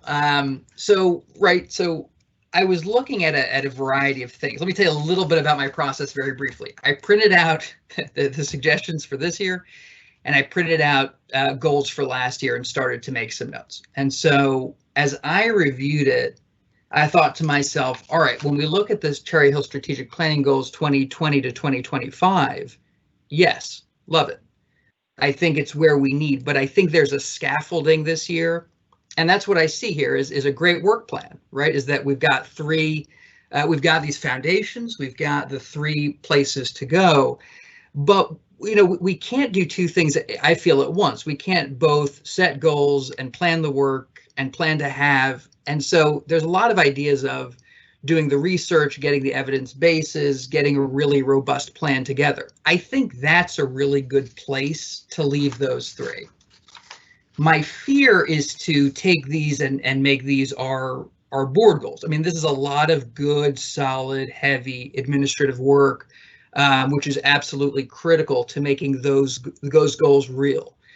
I don't know what our time frame looks like, but if we're looking at end of September, I do wonder if we could get a report from each of the 3 committees that's been working so hard to figure out sort of their current baseline, right? As we approach a new year, where are we starting off? Then I go back to where we were last year and think to myself, all right, how do we not lose the momentum of the good work plans that were there, but create goals from these? And so as I look at 1, there are 3 things I'm thinking about. Goal 1 last year was about student achievement across the board, between levels, within demographic groups. I think we've heard 3 things from the statistician who did a lovely presentation a few meetings ago. One of them, though, is we have to think about, all right, how are we measuring our gross performance? In other words, compared to every other district faced with, let's say, many of the same challenges in the state of New Jersey, what's a good means test? Is it ACT scores, SAT scores? Are there other metrics that we should really be looking at? And how do we systematize those into measurable goals? The second thing is, I believe that presentation was fairly compelling. Correct me if I'm wrong, but that middle school and high school sees the kind of variability between schools and, sort of fall off in overall ranking that we're not seeing across the board at the elementary level. So I was wondering if maybe this year we could zero in on those. And I think we do have a special concern to really systematize and think about opportunity gaps within our system, as we look at some of the underlying factors, but also just look at, how do we set some kind of baseline and show improvement in a way where, 6 months, 3 months, 9 months, a year later, we say, yeah, we moved that forward. So that was one thing. Okay, 2 was actually a really good plan last year, I felt like, and I didn't have any notes on it, so I wasn't passionate about necessarily going a next step, but perhaps someone else is. But 3 became communications. And here's where I felt strongly that we've really commissioned a good amount of work in the community. And what I mean, and I wasn't on any of these things, and I didn't do the hard work that, I wish I had been a part of, but I wasn't. All that to say, there are members of our board and the public and experts that sat on ad hoc, safety, security, cultural proficiency, alternative funding. And I'd love to see us start to systematize a process where we looked at all their recommendations and felt on a month-to-month, quarter-to-quarter, year-to-year basis, we had a plan for moving those forward. What do I mean? An example with alternative funding is we wanted to do a pilot, they had recommendations in terms of staffing. We were doing a pilot in terms of grant writing, but that's something we want to be checking in on. There are also some leading indicators or leading items that we have to discuss first in a robust method if we're going to come together with a plan. And I'd like to see a good year's worth of work on that. For instance, new buildings. It's come up a lot. Public-private partnerships, high school configurations, middle school configurations. And then I think we've come to a board understanding that elementary schools are positioned okay based on the demography study over the next 5 years. I would probably take that out. I read about a strategic vision with social media. I believe we've progressed a lot as a district in the last year on social media, but that strategic vision, I mean, if that was in there, I think perhaps, building on last year's, growth. Then there were items that I think COVID got in the way of when I go to 4 of last year, making recommendations on consolidating and redistricting, presenting new construction. That feeds into some of what I was talking about before. But how do we, we've talked about on the building sort of, footprint, let's say. a system where we get a nice database in October from Garrison that would include things like all the projects, their priority, their costs, and very importantly, their interrelation with each other. We've talked about massaging that into spring, but a year from now, I would want us to have something powerful. So these are my thoughts. I guess the other piece is, I don't, maybe no one else feels this way, but I really feel like a good board discussion around goals, and perhaps even like suggesting some of our own goals as relates to board goals. I'm not talking so much about district goals, but as relates to board goals at that top of the food chain piece, I almost wonder if we should write some of them, evaluate them, maybe have some kind of moderated thing. And so a lot of ideas that I had, I wish I had been more brief, but these are some of the things I'm thinking when I'm thinking about how do we prepare for a good year where we have the SMART goals, but where we feel a year later, look, we got a year's worth of good work and we're on a path toward that 5-year, 10-year plan. Thank you. So, Mr. Rabbani, so you're looking for us to replicate the goals from last year in that format? So I'd like us to not. So good example, you know, and Mrs. Seidel did a great job in strategic plan. You know, with Mrs. Sugars, we looked at 19 buildings, but we need something summative to take forward. I don't want us to lose the momentum of the work that kind of we did at the board level, even though I do see that over time these strategic vision pieces will start to blossom into fully fledged plan. I think we need a year of scaffolding. Where we have goals, but where they're very much work plan and very like sort of work intensive that we can be a part of, understand, but I don't think we can totally sort of go into that section and get all that we wanted done within those 3 categories this year. I hope that's helpful. I appreciate that. So are we not discussing the goals that you sent out, or Ben, you were saying that the goals he sent out you didn't like what Dr. Washington sent out? No, not at all. I did like the goals. I just thought we need to couch them in many other goals, including student achievement and sort of how we vision the buildings. But I like the goals. I would want to look at them as scaffolding and sort of like all those goals I would put as one goal, with this being the work plan where we can evaluate it quarterly or something that's sort of systematized versus. So I'll give you an example. So establish a district-wide student wellness committee is good, but like, is success just having that committee meet? I would want them to be, for me, more in a goal format. I hope that's helpful. I hope that's answering a question. But you know, if I take, like, for instance, establish and assess 5 social emotional learning competencies. I guess for me, I want it to be more than a yes/no, Mr. Goodwin. And because I feel like a lot in that world has to be yes, no, this first scaffolding year, I'm okay with it. I just don't want that to be the entirety of what we're looking at. But I will tell you that there is a certain extent. I mean, I can include the full action plans from the committees. It's just we start to get into a volume of, you know, what to go through. There definitely is multi-layers to go through, but I appreciate that.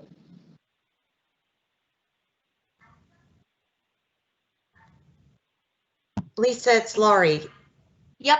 Can I say something? So I guess my confusion is the goals that were sent out, what we worked on in January, my understanding in those committees was that was to come up with the 5-year strategic vision as an output of, or a function of, what was noted in the ad hoc committee after the bond. Is they wanted a strategic vision, and Mrs. Wilson came down and worked with everybody, and we were in those sessions. I didn't understand that what we were doing there was going to replace the goals that we set forth in the summer, like we did last year, and that those were going to become those. So for me, I'm a little confused because one of the goals we had from last year, which I think was a good goal, where I think we were challenged was, and I think what Ben was trying to articulate is measurable, have the measure. So, you know, talking about the achievement gap, or really the opportunity gap, because I do like the comment that was made. I don't know who made it, but it was very well articulated around, you know, achievement applying that it is within the student that, you know, they can't do, and not the system has not allowed them to achieve. So that opportunity gap, would be more accurate this year, but I wouldn't want to take that off the table altogether now. That goal is gone and we've replaced it with these three. And I didn't know that was the intent of what we were doing in January. So I think it's important to still have that out there. It's the #1 job of the district to ensure the success of the students. So I guess for me, fundamentally, where has that gone? How do we measure some of these? Because these are great as a vision, a compass, but they're not the goals underneath that will make that vision come forth, that those goals meet that vision. So that's where I'm struggling, because are these the district goals? Are they the board goals? They're not merit goals. Like it, so I'm honestly, I'm just confused at this point. Because now I feel like we're walking away from things that should still be there. We should just be talking about, you know, how do we more accurately measure them, because the opportunities to our students to, you know, we don't want to just put the task. We want to be able to show what we did got to where we wanted to be. And that's hugely important for our students, because I don't think anybody could have as accurately summed it up as that individual did. And now that's not there. So I don't know. Those are my thoughts. So in my experience in working in the district, we have not had district goals and board goals, right? That's been one and the same, you know, that's existed. I'm not aware, again, in the 5 years that I've done it, I'm not aware that there have been multiple goals to go through. In terms of the strategic planning goals, you know, so those are the umbrella, and that's what we've talked about since they were adopted in February. You know, that the work and the decisions and what we do as a district guides us. You know, even the previous 4 goals, you know, that we listed, and we can certainly, you know, include more tasks or specific things that go through. They are not all encompassing of what's going on in the school district, right? Typically, it's highlights of what's there. I do think that you know, through C&I, and will be probably the heart of the conversation. I do think we need to have a lot more discussion about use of the terms like an opportunity gap, an achievement gap, and what it is that we do want to accomplish. How do we define success? You know, do we move away from, at least in terms of the progress we're providing for children, do we move away from the individuality of the standardized test that's provided to us, you know, from the state? Do we move away from, you know, again, which by all intents and purposes is a racist system that is forever going to place Black and brown children at a disadvantage? Or do we redefine what the success is that we provide, and how we define that as a school? How do we take advantage of what's being accomplished, of what's existing? You know, so I think there's a piece to go through, you know, with that as well. But in terms of, again, Paul can talk more to this, I'm not aware that there have been multiple sets of goals. I would caution against having multiple sets of goals. You know, it's, again, typically the district goals as we have operated and what we've used are the areas of focus and the highlight, you know, that's there. Again, it's not encompassing, you know, of all that goes on. Yeah, I would just second that you want to be very careful. I mean, the district goals are very broad, overarching general principles. You can have certainly subcategories, not necessarily in the goals themselves, but in how they'll be implemented. But it's similar to how we do policy and regulation, where the policy is the broad overarching policy. And then if you want to get into the nitty gritty, that's really a separate, you know, regulation. So you have to be very careful on how you establish those. Yeah, and I don't know that that's my intent, is that we necessarily have to have separate. I just didn't realize that's what we were doing in January when we did it. So I guess if we had already done it, kind of makes all this conversation a moot point, because we're saying that was done. I just didn't know that was the intent of what we were doing. I honestly did not understand that at that time. So I think I would have put more thought into what was being included when we had that large body, and Mrs. Matlack was there, and so was Mr. Ovadia. That some of that perhaps be included, you know, that whole activity I viewed as, you know, much broader as a function from the bond, not that we did our goal setting. So I apologize because that wasn't my understanding, and I would have definitely taken some other items into consideration. Well, I think that you'll see, you know, because the buildings, the principals, you know, for their buildings and as administrators, they're charged with developing building-based goals based on what the district goals are. So you'll start to see the level of specificity about what's being addressed become much more pinpointed in terms of what's there, and becomes much more building-based, which is student-based because of the children, you know, and who occupies those schools. You know, to go in again at the district level, it's the overarching, you know, the big pictures that are there. There's additional action steps, and again, the action steps, other than, you know, I tried to encompass, you know, the discussions we had about anti-racism, about the diversity of staff, you know, about assessing student progress that the board had gone through in July, you know, that are identified as action steps underneath each one of those goals. I would expect that we would see transition in those each year. You know, again, as we define, we being the collective, the district, the board, defining what it is that we are saying the measure of success is.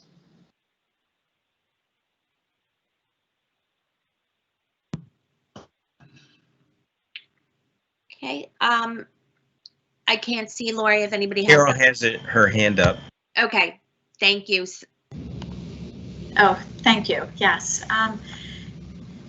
Okay, when we back in January, when we did the strategic goals, my perspective was that we were taking it up above, if you will, a broader look, a higher overarching look for the district over the course of the next 5 years. You know, and I think that in doing that, we brought in more people than just the board and administrative voices that we usually have contributing to the district goals that we do each year. I can understand that you know, when it's broader, like those strategic goals, you don't have all the minutia that a lot of we've had in our past year's goals, year-to-year goals. But Dr. Malash said something that made me think that that just gave me an idea when he talked about the buildings, each individual building's goals. And perhaps that's where, you know, we can take a look to get the information that we are wanting, you know, that we want to see what's being done, you know, to address the achievement gap that has been in, you know, a district goal. And maybe that's not, I don't see that as the board setting those tiny steps to see that. It sounds like the buildings are each doing those things underneath the umbrella of the strategic goals that we've set out. And so maybe what I would like to see is more, you know, of the building goals, and make that more a part of our discussion when we're talking about, are we making progress? Are we, you know, what are we doing, as opposed to us setting action steps while the buildings are also doing their own action steps. I'd like to see what it is that they're doing as well, and evaluate that as well. And Lori, yeah, I can understand your confusion. Because when we went into that session, I also had that same confusion, and I can't remember what it was that clarified it for me, or I would share that with you, but that I think I'm doing a poor job of explaining it right now, but I do have, I had that clarity of the strategic goals overarching ours, and I was wondering how that was going to fit into the way we have done things in the past with the district goals. And then when I saw the graphic, you know, that we had presented to us, it was like an aha, like maybe we don't need to have separate goals. And then when Dr. Malash said about the building-based goals that the buildings have, perhaps we can use all of those things that we already have.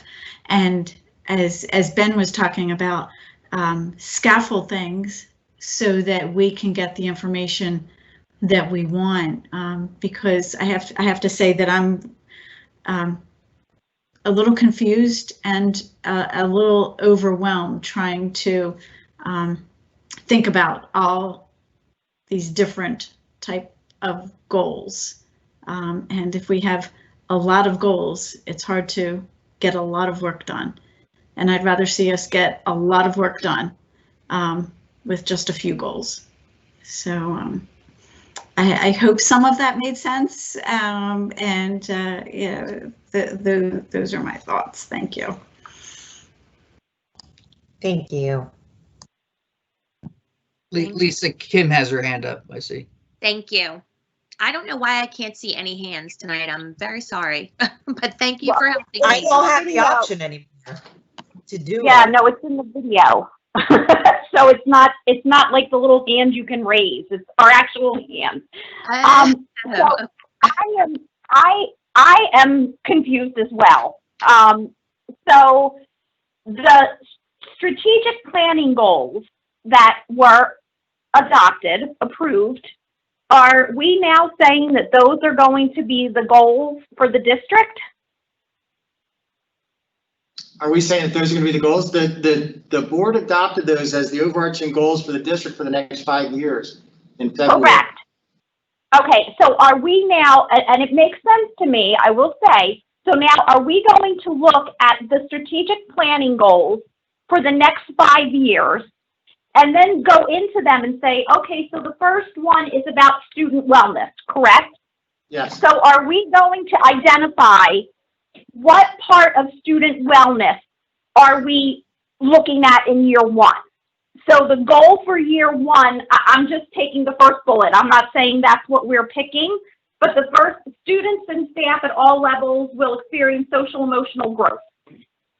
Is that going to be our year one goal? So I guess that's also part of my concern. So there's a lot of stuff, good stuff within each of the three goals.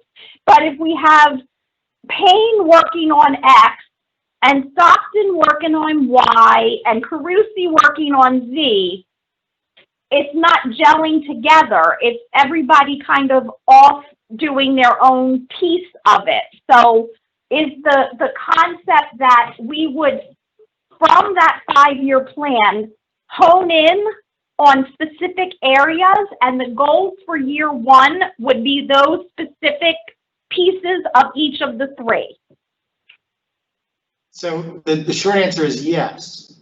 Although it may look different depending upon the school, based on the school community, based on the staff who are there, based on the students who are there, and based on the individual needs that school community has. But it'll fall underneath that umbrella, again, in this beginning of students and staff at all levels will experience social emotional growth through implementation of evidence-based SEL programming and practices integrated across and throughout the curriculum as measured by the use of existing data sources. And then go through a number of different data sources that exist. It may look differently at Payne than it does at Kingston, but they're still both going in that same direction. The purpose of the goals and maintaining those is so that the district maintains that level of focus and continues in the same direction. You know, and back in July, I shared district goals from across the state, right? Some that are multiple year goals that are there, some that, and I think if you were to go back and look at that information, or even go through and find other districts, you would find most school districts and what they advertise with their goals, you know, are 3 or 4 1-sentence to 2-sentence statements, you know, in terms of what's there. But yes, Kim, I think you do have an understanding of the pieces. And again, each of these steps comes from the action plan as developed by the subcommittees that worked this spring.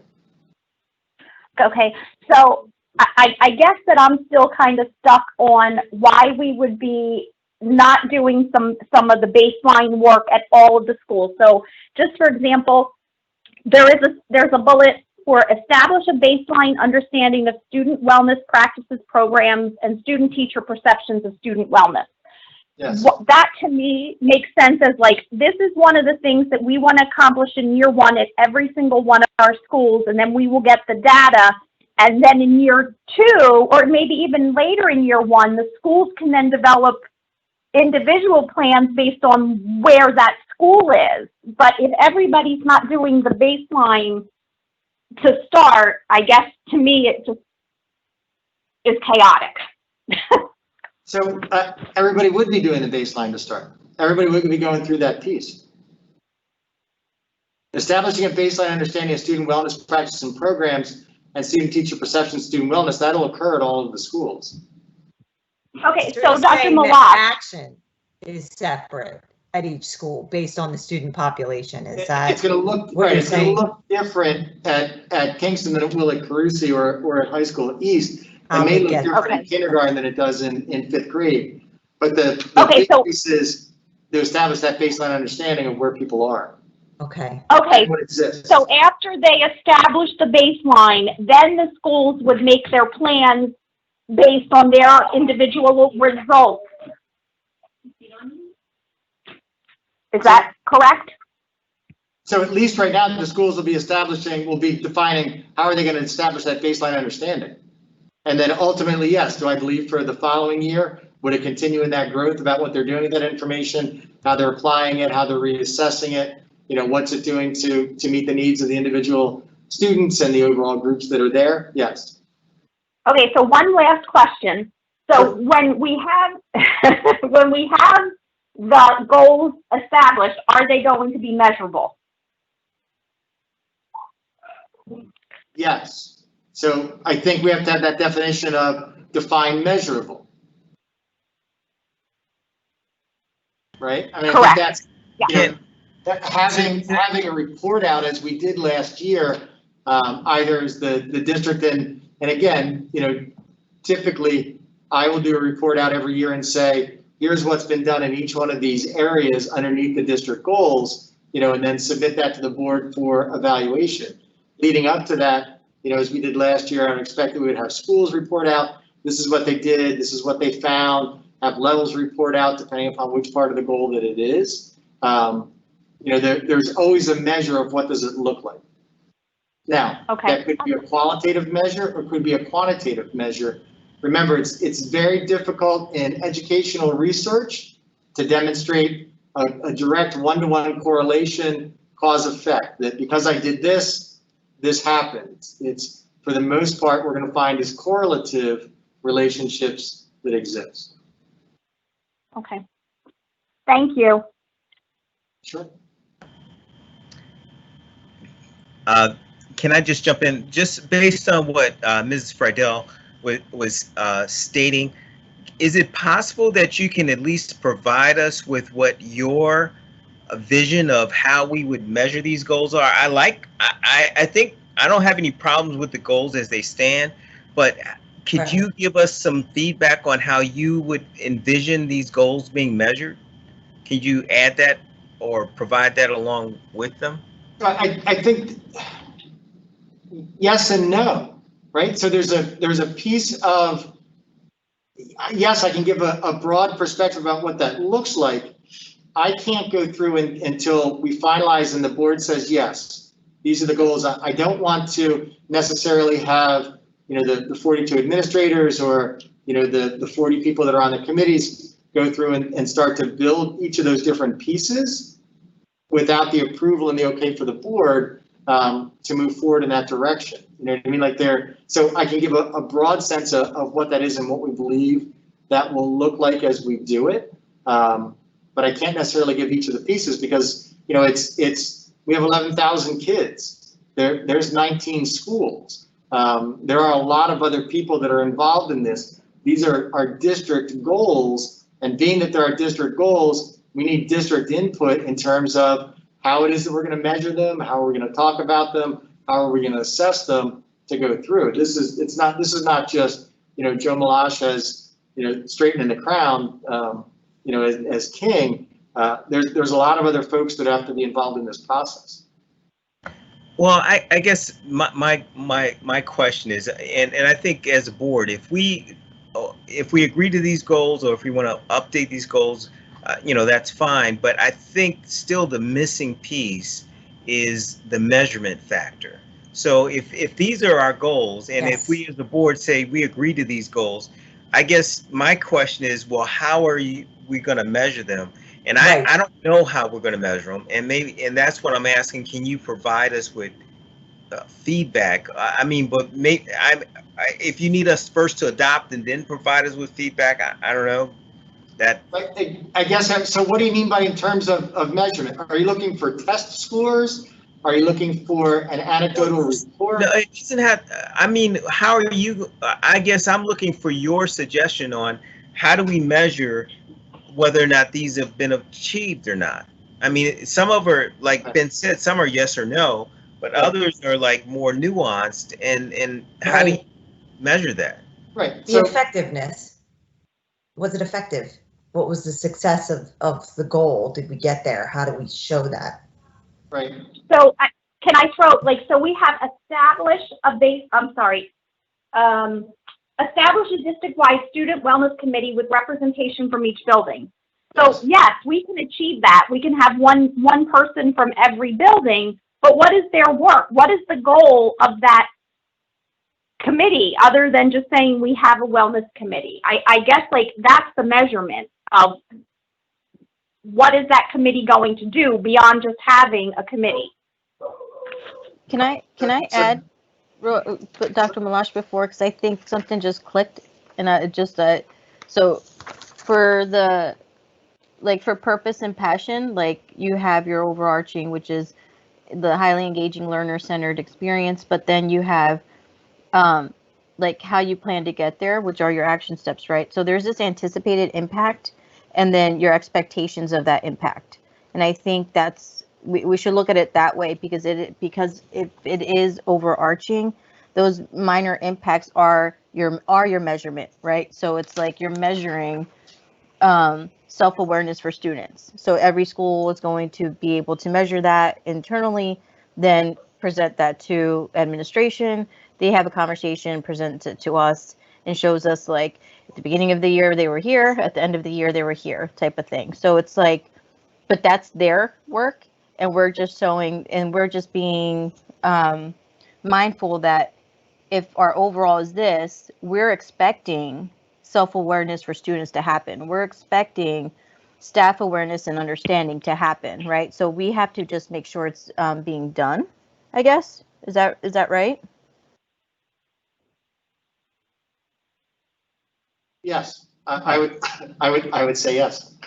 Okay, so then I think it's just one, definitely keeping up to date with the conversations on where everybody was at, the steps, timeline wise. How do you plan? I guess maybe that's our major thing, is knowing when and how, not how, but when these things are going to happen, so that we know we have this expectation that this thing is going to happen, and then so then the result is expected, or some semblance of result at the end of the year is expect to have some information updates on these following. You know what I mean?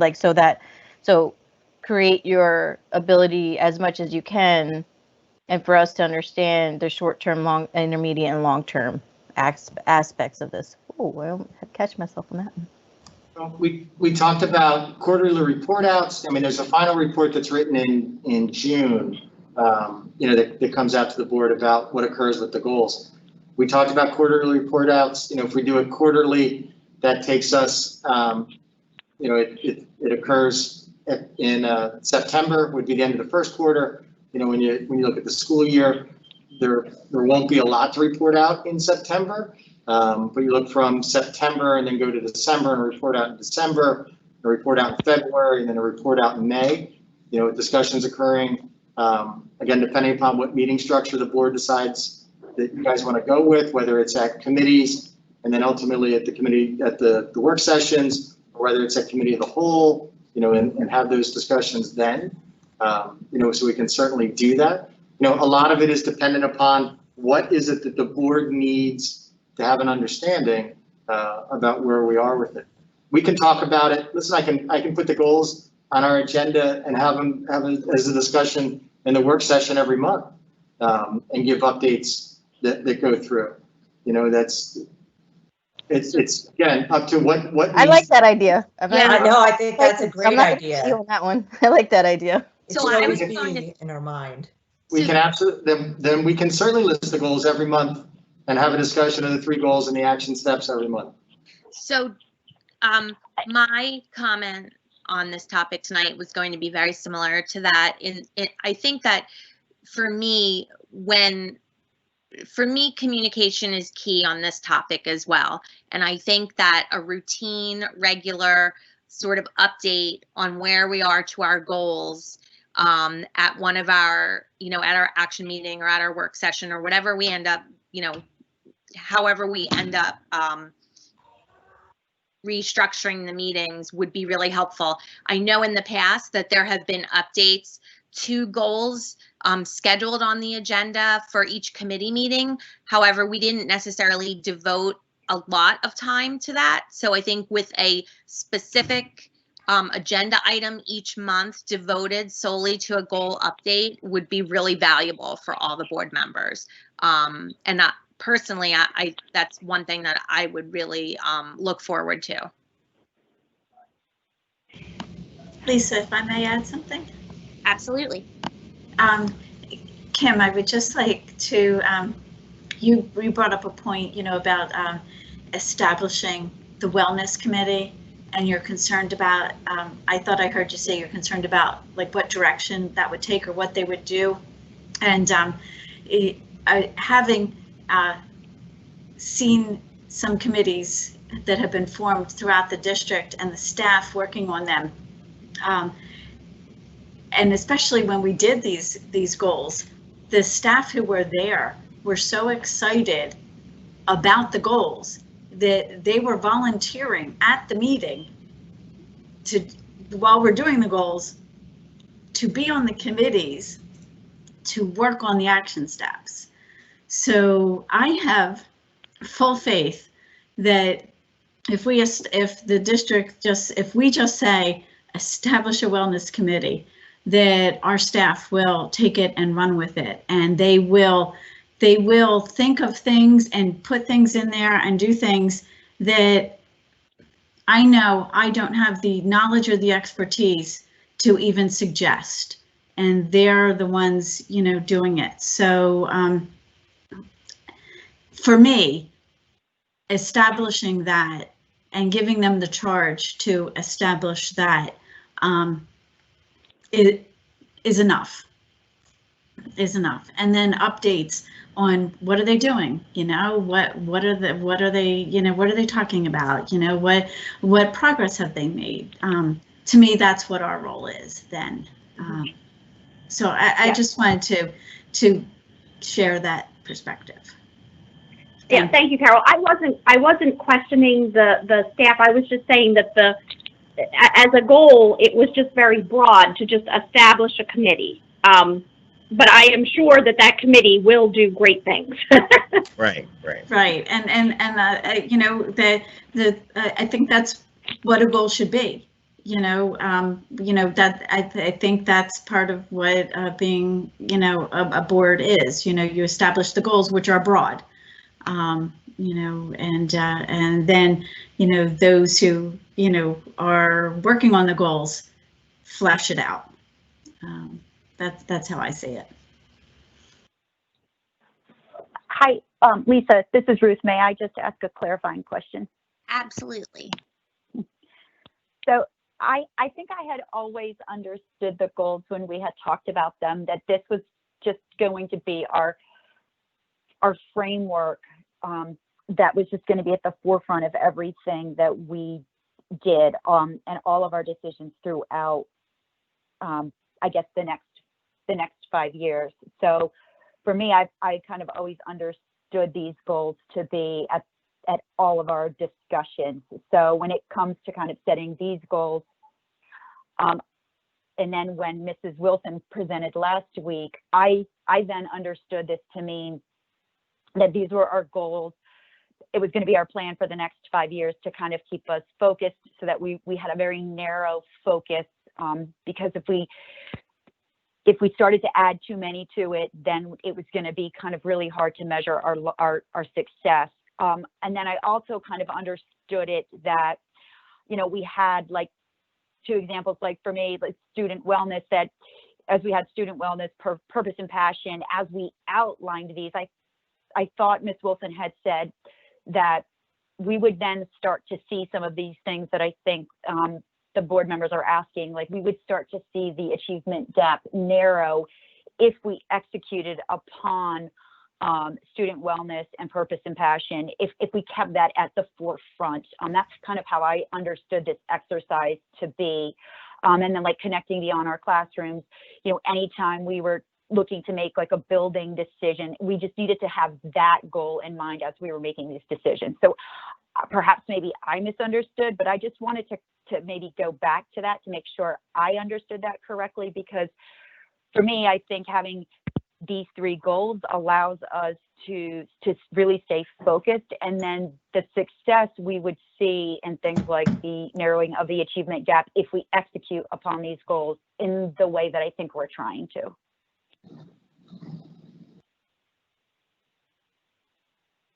Thank you, Mrs. Schultz.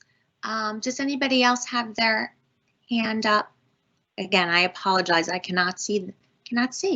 I did, Lisa. It's Laurie. Okay, Laurie. Okay, and kind of going through this discussion and rewrapping my head around this, just because, like I said, I had a different understanding of what that was versus where we are now. And I understand it's making sense as we talk through this, but I just want to ensure as I look at these, and I know test scores are not the measure of everything, and there definitely is a case to be made that what do they actually measure? How good you are at a test. Does that mean at the end of the day, and I haven't been one of the students, a terrible test taker in the top 10% of my class. So I don't want to put a bunch of credence on a test, but I am very concerned for our at-promise students and how, in looking at this, we know the hope is and the goal is that these goals close that opportunity gap. I'm just not sure how, in reading through these, we are finding a way to measure that it's tracking us there, because their success and that trajectory is very important. So I know we want this to, and these being the action steps to help get us there. I don't know how we bridge that gap. I still feel like there's a gap there between those 2 things to ensure that we're still keeping that in our mind and still tracking for that. Because Eric said the same thing, and I don't want to lose sight of that. I don't want that to be lost, because it's so important. So we're not measuring that. And again, I don't know that test scores ever were the important measure, but they are being used. So what do we do? And it's more of a thought that I'm kind of, throwing out into the world. Like Eric said, like, how do we bring that together with this document and these pillars and these tenets? What does that look like to ensure that they are successful and we are closing that gap. And I don't have an answer. It's just a thought, because once we adopt these and we say that's it, and that's what we're, evaluating against, we're then going back and saying we defined the measure later. That doesn't feel very fair to the person, to the what's being evaluated, right? If we're going back and saying, we'll tell you what the goalpost was later. But I'm just telling you, the mountain is out there. We'll figure out what that actually looks like. That's it's just a nagging sticking point for me. And I could be totally off, but I don't know how we do it. So I think, Lori, I appreciate your comments, and I really appreciate what you said to go through. We spent time, I told the board, we had Dr. Goldie Muhammad spent time with the administrative team yesterday for a few hours as we were going through some administrative meetings, and then she and some of her team members were spending time with our social justice curriculum committee today. And one of the things that she was adamant about, was not using the expression achievement gap, and we went through and talked about what goes into that. And she said that we don't have an achievement gap, that what we have is an educational debt.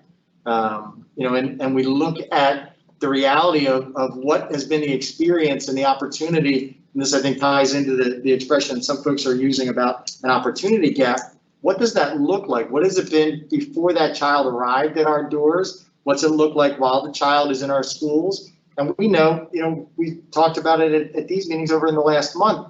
There's an experience gap that exists, and an experiential debt that exists within our community in terms of what's provided for some children or not provided for other children. And I think that's where the definition of the discussion about, how do we as a school district define success? Is it just, again, in that test score, and the standardized test scores are what they are. There is no doubt about it. We've had a lot of discussion about SAT and ACT.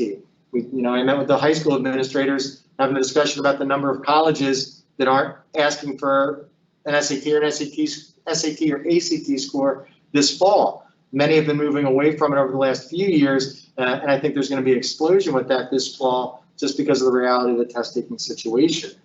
I think that there are the bigger and the broader pictures, again, with what the board is looking at in terms of the 3 overarching goals and looking at these action steps that our subcommittees have identified, and looking in that broad sense. That doesn't change the discussion about, so what are the different types of achievement? Because there are different types of achievement that we need to identify. But it's not to identify and work from a deficit, but to work from, again, the positivity and the understanding of here's what we're looking to do and where we're looking to be in terms of these broader actions.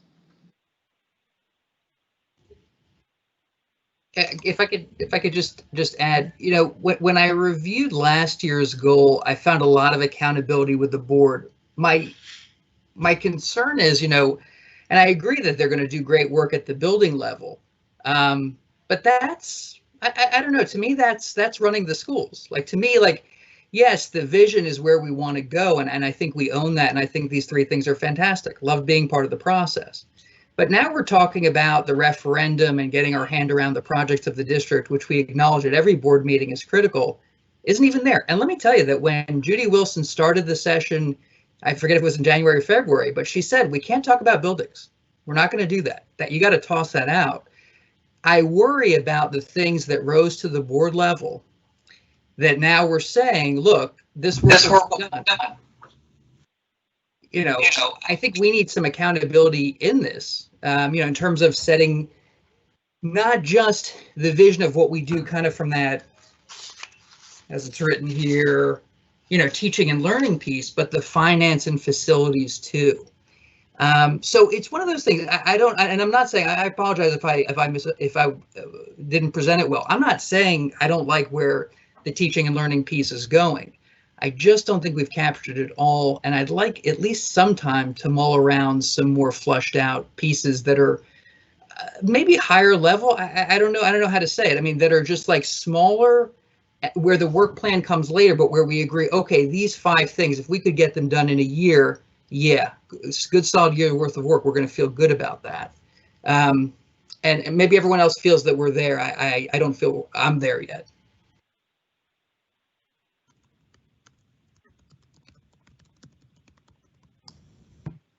That was good, Ben. That helped explain your comments from earlier where I was a bit confused.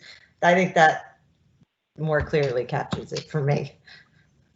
Okay, third time's the charm. So did anybody not have an opportunity to weigh in?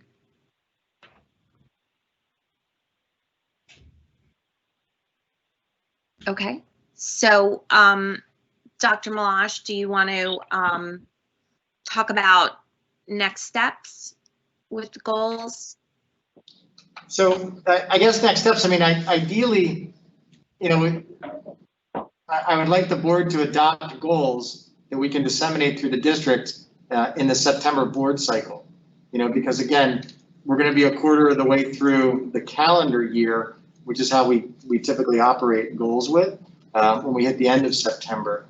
I guess at this point, just looking for what direction does the board want me to go in terms of production of something for the board to look at, something for the board to adopt. I just need direction about what the board is looking for.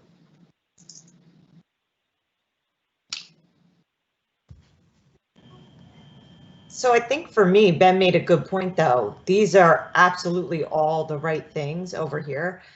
But it is the teaching and learning piece, and there are other items. Like if we look at those as pillars, and that falls under the teaching and learning, but there are items around the, you know, the project work and planning of the work around the buildings and so on. Do we have something there? And are the items under each of these three the action steps, right? Whereas Ben, if I think I'm capturing this right, and I'm probably not, but getting into the nitty gritty of those is kind of the running of things where we don't want to be, and that we still have one or two other items. Am I capturing that at all, Ben? So looking for more, as you guys have talked about, then, you know, underneath these three areas, something that is more encapsulating of some of those larger projects that the board will be focusing on? Yeah, for me, that would be very helpful. Yes. So can I ask this question? So, I guess what I'm understanding you saying, Ben, is that, like, when it comes to items such as, let's say, for instance, like making sure that, like, all of our buildings have, you know, come up with a plan so that ensure that all our buildings are ADA compliant in terms of entrances, doors, all that. Now that there's going to be some short-term things that'll happen. There'll probably be some more long-term things that'll happen. Could be kind of somewhat captured under student wellness or something to that effect, but it's not really clearly spelled out. Right. So yeah, that's exactly it. I mean, and it could go under student wellness, I think, but it's one of those, like, how do we look at the 10 big things we want to do and then categorize them versus, and this is where I'm talking about in a year one, you know, thinking about these three things. I think these three pieces will capture it all, but we don't yet have that roadmap. And for me, like, to not have, you know, a $500 million worth of work that we need to spell out, prioritize, and identify in the next 9 months in our own goals, I just, you know, I for me, it's just a shock a little bit. Okay. I think for me, Ben, just I understand and appreciate what you're saying, but to lock in 10 projects into our goal, for me, just feels like we could put ourselves in a position where we've locked ourselves into saying we're going to do these 10 projects, and then our course could pivot mid-year. Whereas, and again, correct me if I'm wrong, Dr. Malash, but I was under the assumption that we have our goals laid out in this format because it allows us the flexibility throughout the year to say we're going to create a bond, but our bond needs to encompass student wellness, purpose and passion, and connecting beyond our classroom. And that one of the reasons that we had goals in this format was to make sure that we were very narrowly focused so that we could really set ourselves up with a very, I guess, narrowly focused vision for where we want to go. So I do understand and appreciate what you're saying, Ben, but I feel like we could ultimately set ourselves up if we lock ourselves in to projects versus where I see the way our goals are aligned is we're allowing ourselves to have those conversations throughout the year with the underlying tone being the goals that have been set out. And again, Dr. Malash, if I'm misunderstanding, please correct me, but that's how I've always understood these goals to be.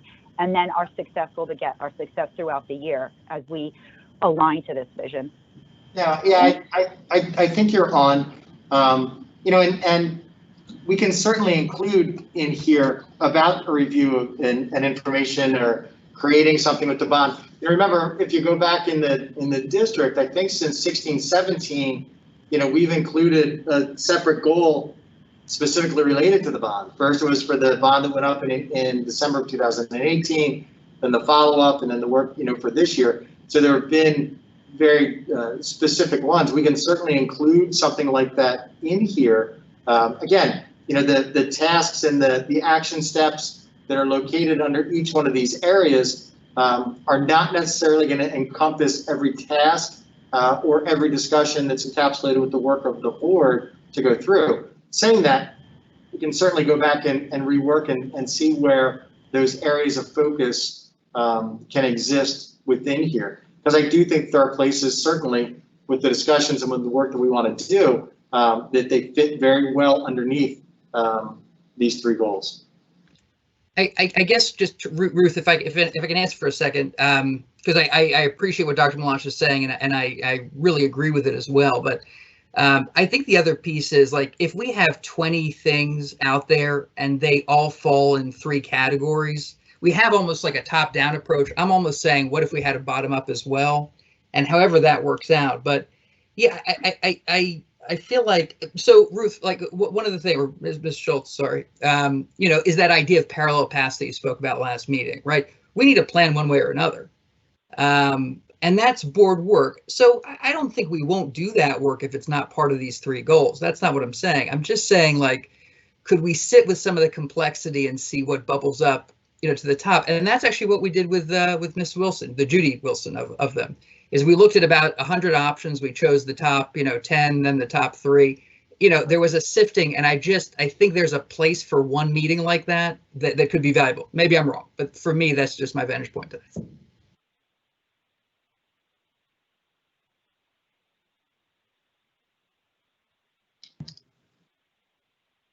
Okay, so Dr. Mosh, you're still looking for more feedback? If there is any, I mean, I think Mr. Schultz and Mr. Avani and Mr. Goodwin, just in their most recent comments, and I appreciate the comments that Mrs. Seidel, that you made, that Mrs. Friedel made, that Mrs. Matlack made, Mrs. Neary. I think that at least I've got a better concept of what else you're looking for to be added into this document. So your goal is that you want us to adopt these, or I mean, what's the goal here? I know you said you need direction. I don't understand what the goal. So my goal is that the board adopts their goals for this year specifically for 2020, 2021 during the September board cycle. Ideally, that would be done, in the special action portion of the work session, so that we can get it out to the buildings. And so that everybody has it. Just because we're late this year, I don't like the school year beginning without the goals already being established. I just, you know what I mean? I have a frustration level with that. So I'd like that to be done then. But again, I want it to be done so that the board feels comfortable and has an understanding of where we are. So I can do, based on the conversation this evening, we can sit as an administrative group over the next couple of days. I can put revisions in the board packet this Friday. We can go, if people have questions, we can continue to refine, but ideally we could adopt them in September. Thank you. I think Ben Okay. made a very good point when he talked about the work of the board. And sometimes the work of the board is not delineated, under the goals, but it's still happening. But it's hard to know what it is needs to happen. And to me, that is a little bit separate than the goals. Two different things. When you said that, Ben, it said to me, what it is you're looking for, and some of those things that are the work of the board, the bond, the buildings, things like that still keep happening, may fit under a couple different categories and not one as a home, but it's still the work of the board. So maybe that's part of what we have to consider. And I think you're right, and as you look at these goals, the majority of the items that are listed underneath these goals are not things day in and day out, or even on a twice monthly or 3 times monthly basis that board members are necessarily going to be directly engaged in what's taking place. These are the district goals. This is the work that's going on that we are highlighting and focusing on. Now, just because in here it doesn't say that we're teaching English and world language and all that kind of stuff does not mean that that's not happening as well. That all is, right? There are standards, there are statutory requirements, all those things that we have to follow that are being highlighted through here.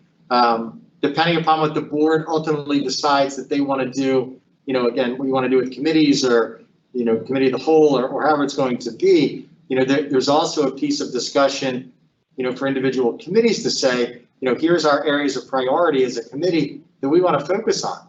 At times with P&L, we've focused on, one area of policy. We're going to go through this year, we're going through the 5,000 series. Next year, we're going through the 6,000 or the 1,000 and 2,000.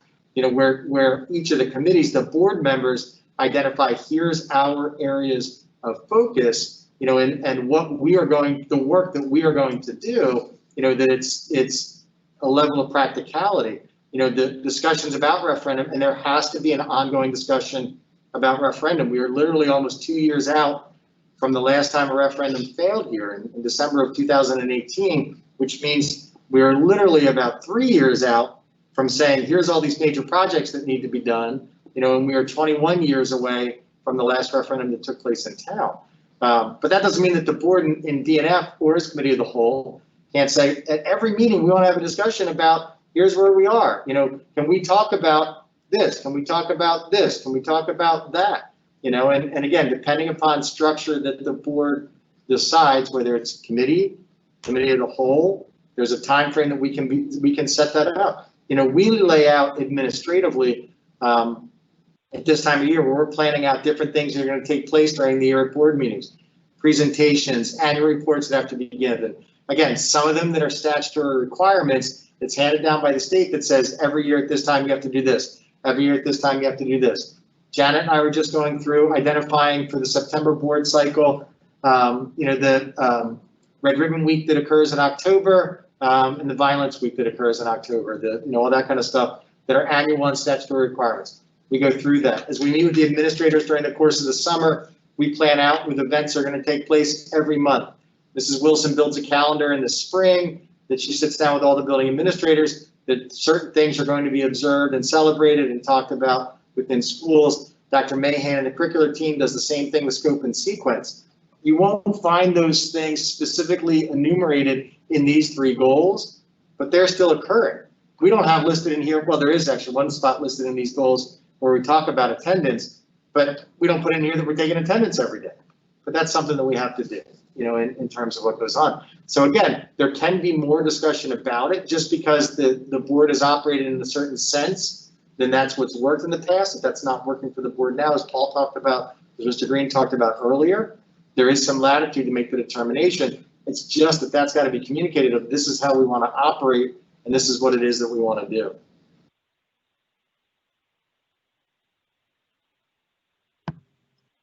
Okay, so it sounds like next steps are, Dr. Mlash, you have some takeaways and some feedback from this discussion. So we can expect to see a revised draft. Friday. Potentially. Yep. Yep.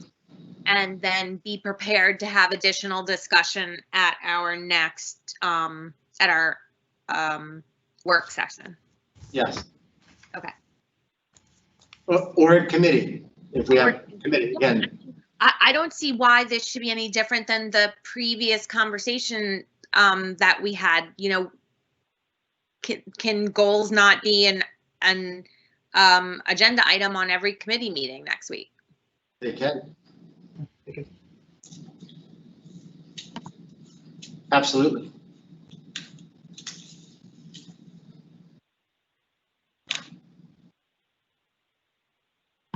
Okay.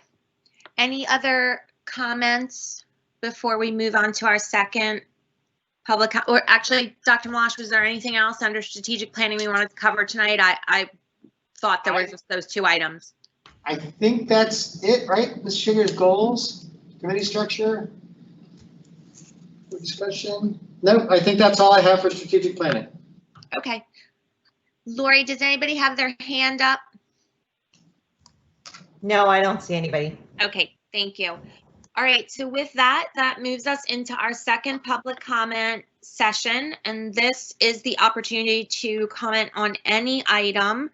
And as we've done earlier, as we've done earlier and in the past, if you would like to submit a comment, please state your name and your address and email it to lshugars@chclc.org. You still have a few minutes to get that comment in, and I'll turn it over to Mrs. Sugars for any comments she's received so far.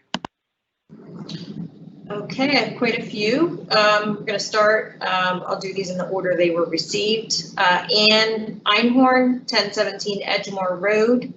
Some people on Facebook continually reference the monies that our district received from the CARES Act. Would you kindly explain to me and others how much money did we receive from the CARES Act? What have the monies been spent on so far? And if there is a balance from the CARES Act, is it earmarked for something else? And if so, what will it be spent on specifically? I know you've probably covered this, but I think it's important for select members of the public to understand how the CARES Act monies has and will be utilized. The next comment is from Jeff Potowitz, 110 Kilbourne Drive. From New Jersey Education Aid, updated state aid disparities, deficit per student in direct SFRA, capped versus uncapped aid. Cherry Hill School District, minus $1,295 per student.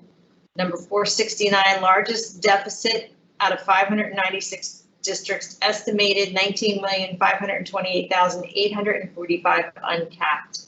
219 districts have no deficit. The PDF enclosed is from School Finance 101 blog dated June 23rd, 2011.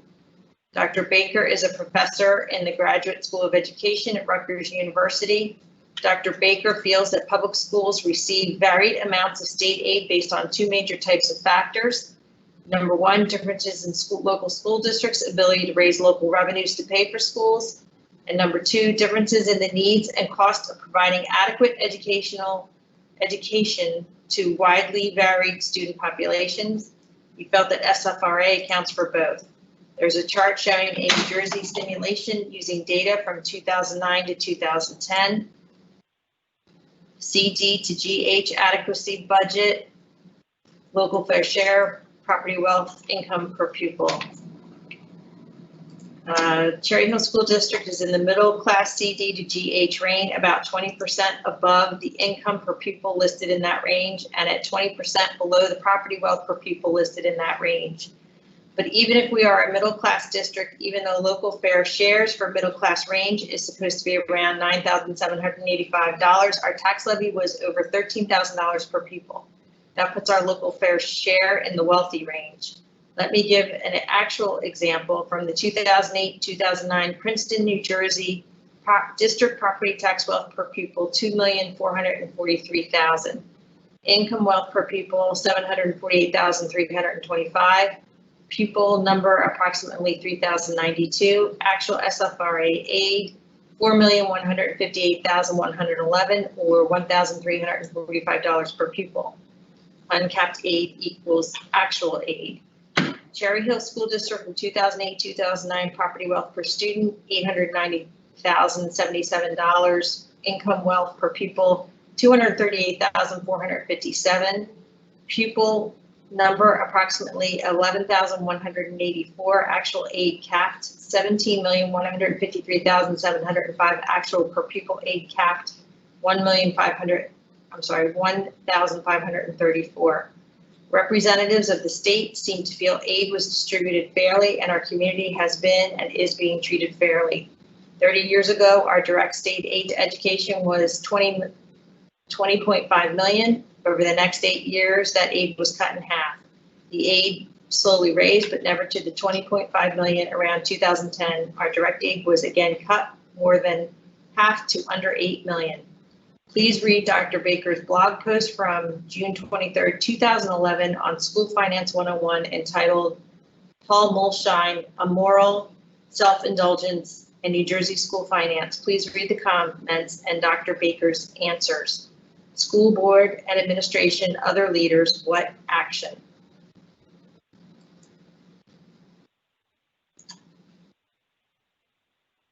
Next is from Carol Rothman, 1213 Chanticleer.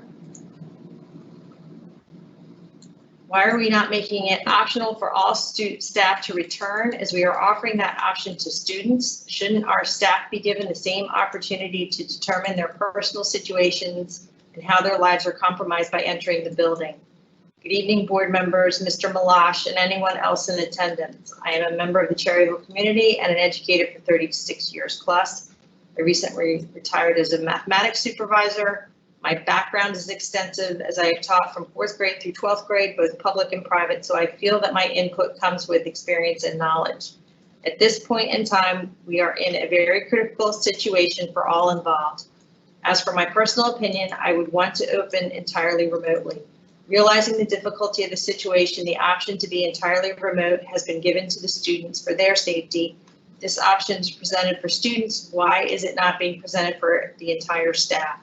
If the entire staff had the option and school could still open with those wanting to enter the building being able to, while those that feel is unsafe having a choice not to, I would support your opening.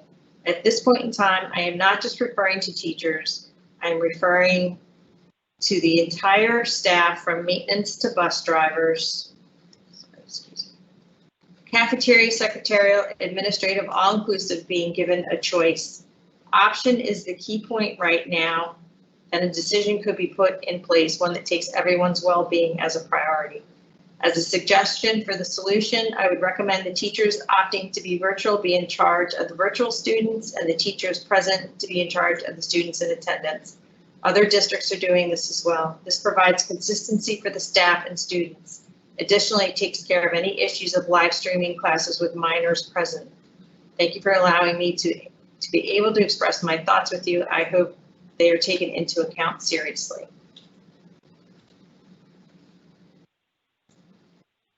Susan Druckenrod, 162 Valley Run Drive. I continue to be concerned with the safety of having hundreds, perhaps thousands of students and staff in our buildings in a few short weeks. School after school that is reopening is having positive COVID tests within days of the reopening. What makes Cherry Hill the special district that can reopen without COVID being spread within our schools? Has the district denied ADA accommodation requests, and why have you done that?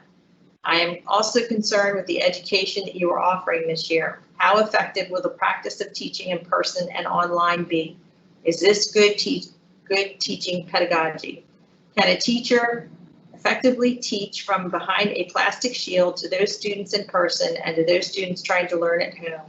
Has there been any thought to allow teachers to break into groups in order to reach these separate groups of students? And Dr. Malash explained how he defined adequate ventilation in his attestation to the state. This attestation says that the schools are safe to be open Does every classroom that will be in use have windows that can be opened? For classes with 2 teachers, will there be 2 plexiglass protective areas and 2 separate computers? How will desks be cleaned after each class at the high schools and middle schools? Are the schools equipped with a HEPA 13 or better filter? What is the expected life insurance payout if a teacher dies of COVID, and how does the district plan to absorb these costs?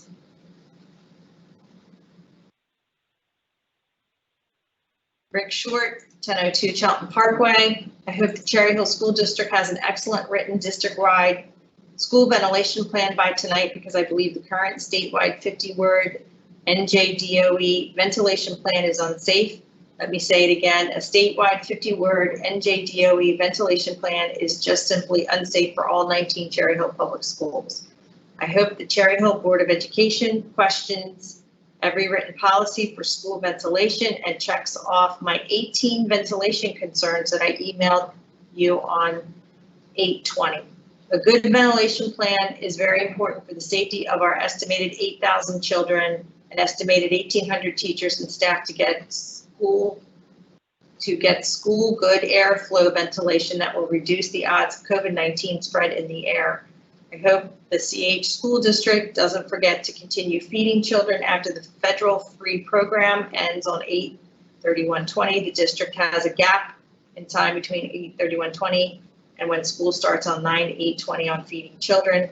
I hope the CH School District fixed doors that could not be locked down in a school lockdown over the summer that I brought to the attention of the district last spring. Having doors that can't lock in a lockdown isn't safe. I hope the Cherry Hill School District fixed the dangerous ankle-breaking sidewalks at Kingston Elementary School and Cruzy Middle School over the summer. I don't want to hear of a broken ankle of a student, teacher, or staff member due to some serious dangerous ankle-breaking sidewalk. I hope the CH School District has completed and done all recommendations of the New Jersey Task Force 1 School Security Report from July 2015. Finally, I hope the CH School District puts a second lock to turn some school airlock vestibules into working vestibules. The estimated cost is $10,000 to $11,000 per school to create a vestibule.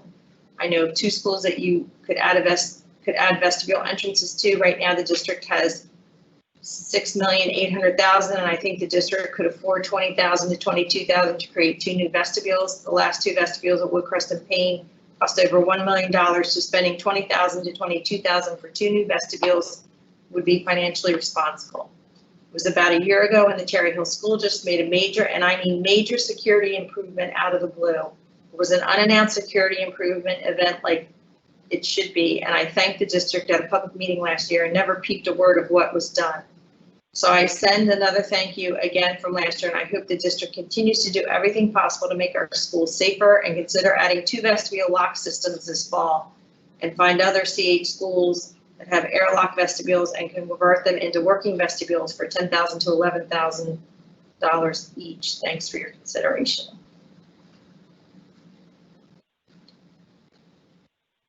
Jen Nadio, 224 North Madison Avenue. Good evening, Cherry Hill Special Education PTA members have many questions regarding the reopening plans. We have expressed them through our Back to Work Committee representative, countless emails, several CHBOA public comments, 2 meetings with Ms. Wethington, and 1 meeting with Dr. Malash. We've even listened to Dr. Malash at the Camden County and 6 ABC presentations. Although we've been directed to contact principals, teachers, case managers, and supervisors of special education for information, no one has the plan. Our families have spoken to the representatives and there's no plan. We've asked for more training for our teachers and no one has a plan. The student with 504s and IEPs were not placed in cohorts based on need. They were placed due to balance and diversity. There has been no discussions with the parents and guardians unless the families called. Philadelphia superintendent shared on Sunday while Dr. Malash was a fellow participant. The case managers will contact all families whose children have IEPs to be sure their accommodations and modifications are up to date due to the changes in learning. Ms. Wethington states it's not needed to open IEPs 504s or even create an addendum for COVID-related need. We feel modifications may be needed and a certain cohort may not be appropriate for that student. Our students with invisible disabilities will not succeed like in the spring, and the teachers will feel horrible but they've had very little training. It's not fair to them. The plans we did here changed frequently. The administration is to create the plan, share it, and implement it with district staff. The session should be very detailed oriented, but we open in 2 weeks and we have not seen the plans for implementation. Without the administration's implementation, we really don't know how the district will open in 2 weeks and keep everybody learning and safe. We are hopeful that parents will continue to advocate for all children and teachers so that we have a successful school year.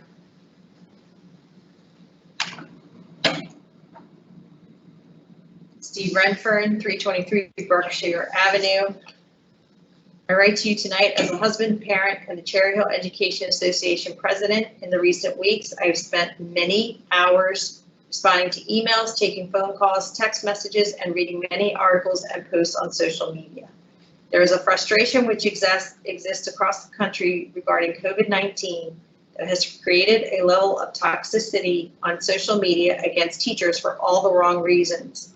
The same people that not long ago were lauded for their dedication and time.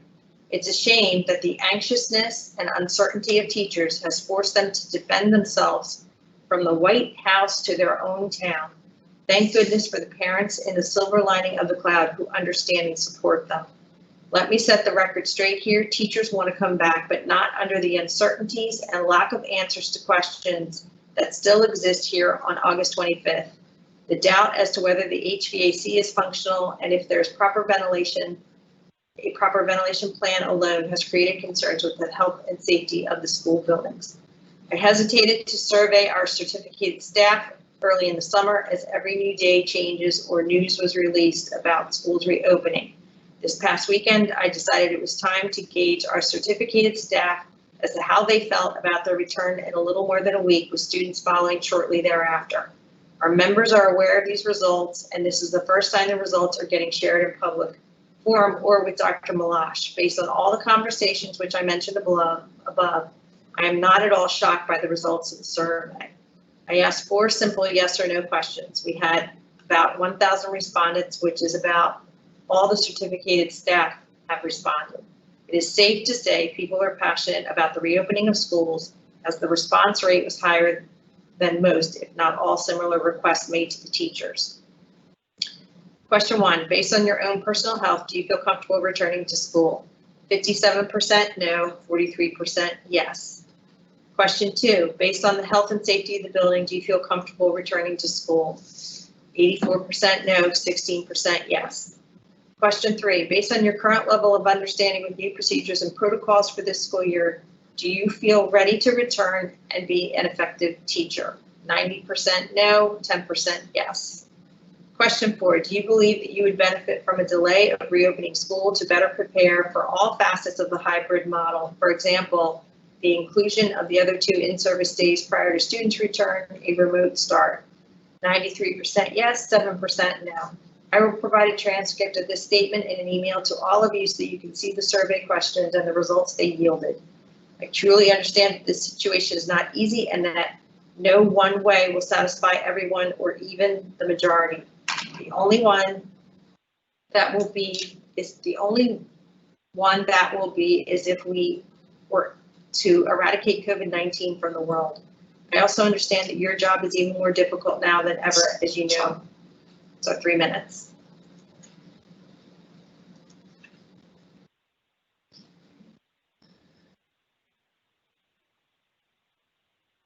Mindy Rose in 6 Fairhaven Court. What's the district doing about ventilation in schools?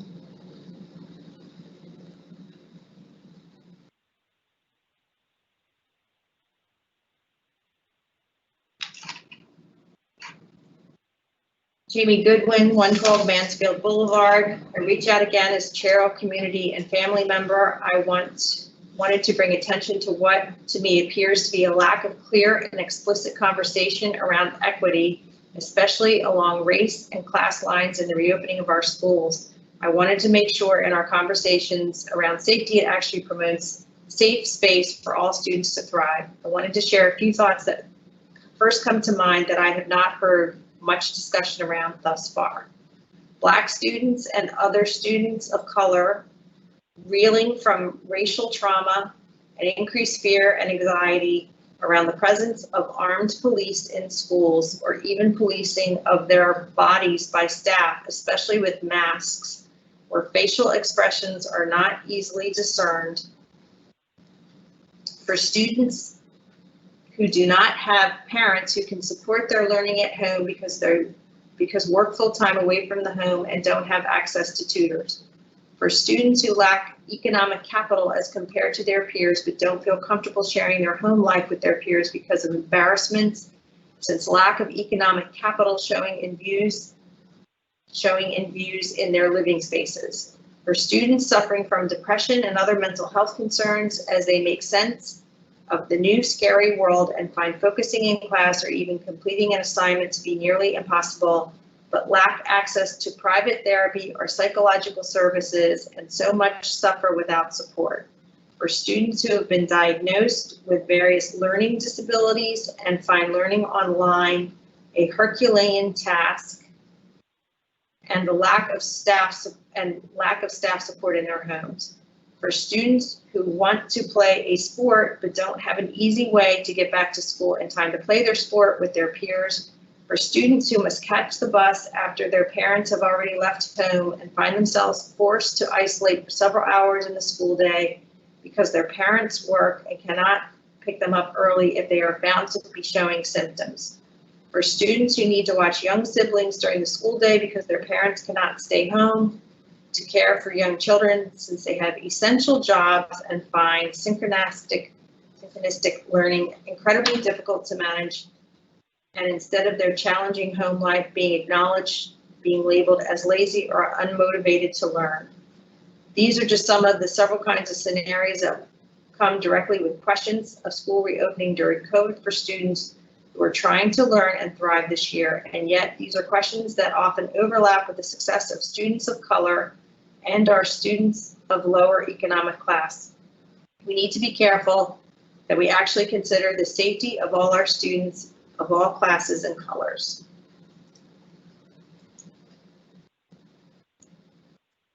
Miriam Stern, 121 Ashford Drive. What devices, technology will the teachers be using to live stream classes? Have all the teachers been given training opportunities yet to use all of these new virtual learning platforms being offered? Currently, the public has no way to attend committee meetings because they are not live streamed. Can the committee meetings be open for the public to attend? Or alternative, can the committee meetings be live streamed so the public can view them? Since the Strategic Planning Committee hasn't been meeting, can you please provide an update on any efforts to follow the recommendations of the Alternative Funding Committee? As a participant in that committee, we gave several recommendations to move forward with pursuing alternative funding. Given the $2.4 million funding cut the state made since the pandemic, the need to pursue alternative funding seems critical now. Two recommendations we made were to hire a full-time grant writer and to hire an alternative funding lead. The grant writer could do what so many other districts are doing, apply for grants to have monies for much needed programs and building upgrades. For example, a neighboring public high school successfully received a $3.5 million in grants to upgrade their HVAC systems prior to COVID. As a result, their HVAC systems are capable of handling high quality air filters, as Dr. Malash referred to, and the air quality exceeds the standards set by the state. Imagine the opportunities Cherry Hills Public Schools could pursue if we had a full-time grant writer. As the district followed through on hiring a grant writer.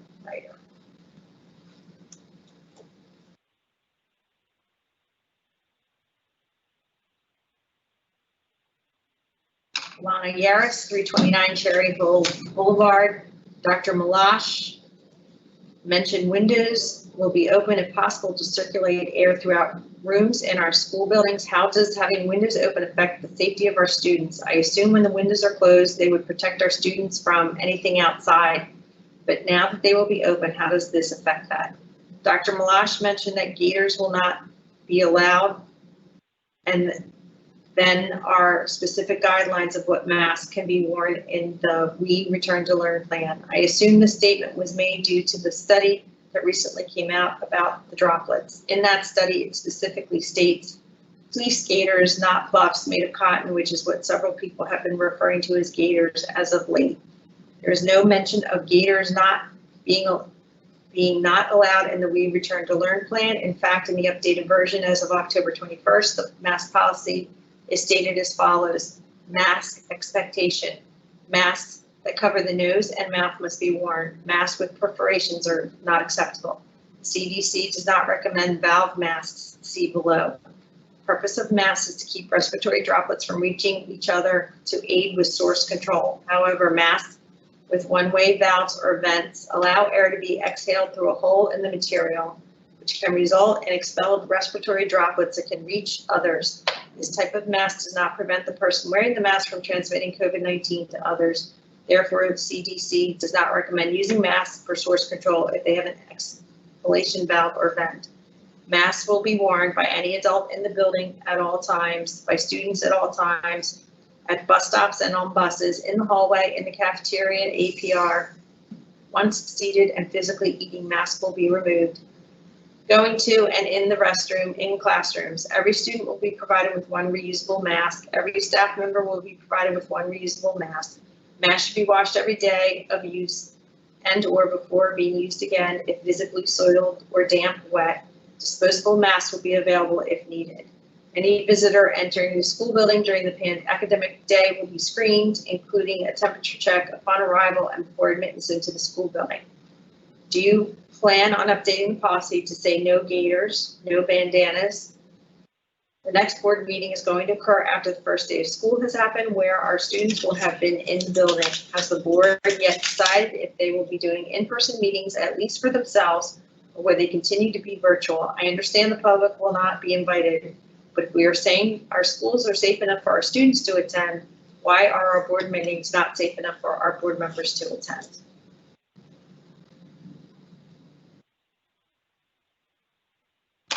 Julia Hablack, 74 of Lafayette Lane.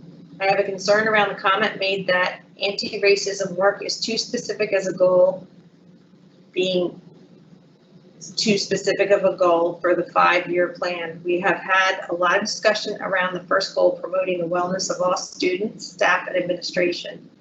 And it was mentioned by several board members that there appears to be a lack of clear ways to measure success on a goal like the one mentioned above. I think this is critically important for discussion around whether or not anti-racism can be relegated to the sidelines as too specific. To look at one example, it has been suggested a student's wellness depends on many things, but we know that it partly will depend on the kind of future available to them when they leave school. And so unfortunately, although testing does not determine the wellness and worthiness of a student, it can very much determine their future. Testing such as SAT, ACT scores still determine colleges that are available to a student. Testing for district level standardized tests can determine a student's grade in a course and whether or not they are recommended to higher level courses to give them the best opportunity to succeed at the highest levels.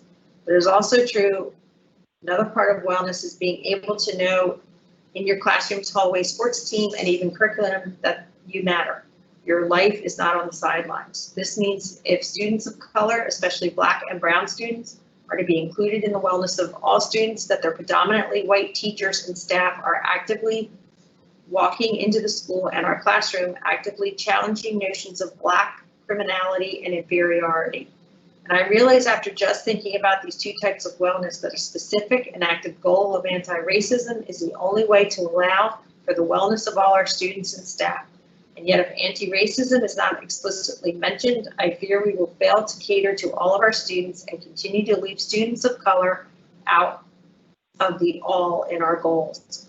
So I want to make sure that anti-racism is not just considered trendy as a side matter for individual buildings by anyone in our district, but is and will be explicitly set in the forefront to actually achieve these broad and idealistic goals.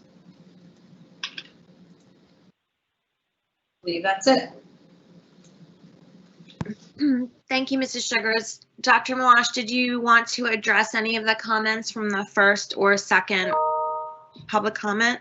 I do. Thank you, Ms. Seidel. I have a couple of follow-up things. And just because it was just mentioned, under the student wellness goal in the draft of the action statements underneath that goal, there's a statement that says specifically develop the work in the district on being anti-racist, analyze related information regarding discipline, student placement, and student performance.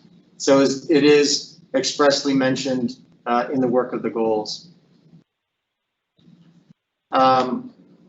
If it does not specifically say in the plan no gators, and the other pieces, we'll make sure that that is added in the revision.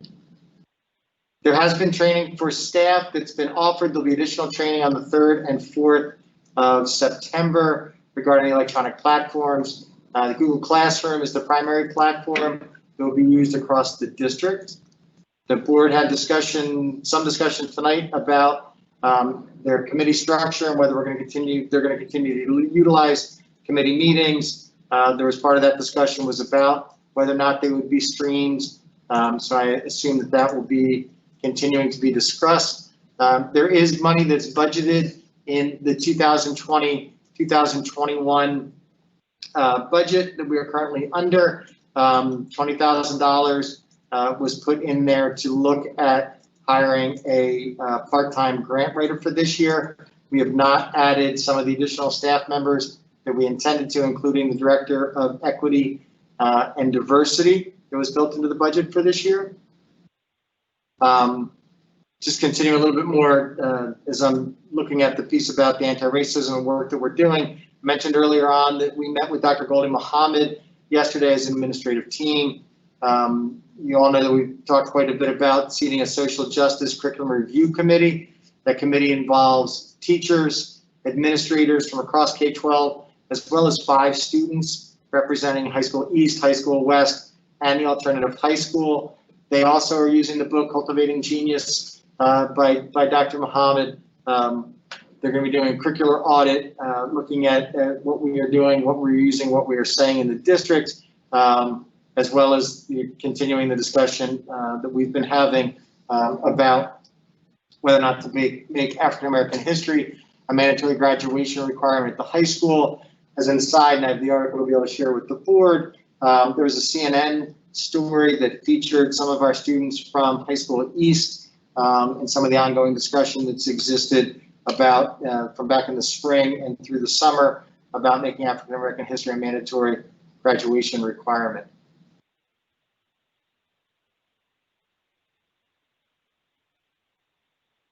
We talked about ventilation. I talked about ventilation earlier in the evening.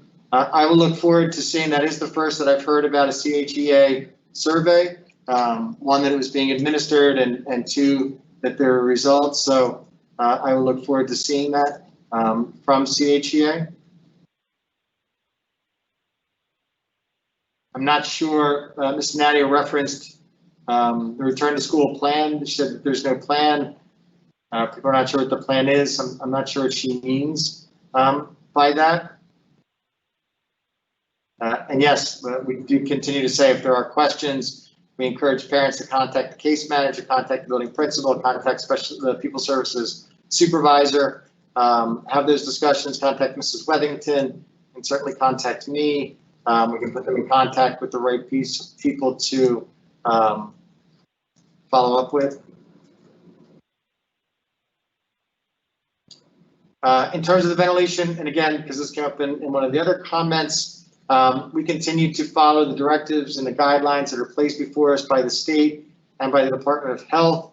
We're following the guidelines, that are set for the buildings. Our maintenance folks, the contractors that we bring in, our cleaners, our custodians, our facilities people. Again, it's been a primary focus of the work that they've done going back to last March, continuing on through the summer.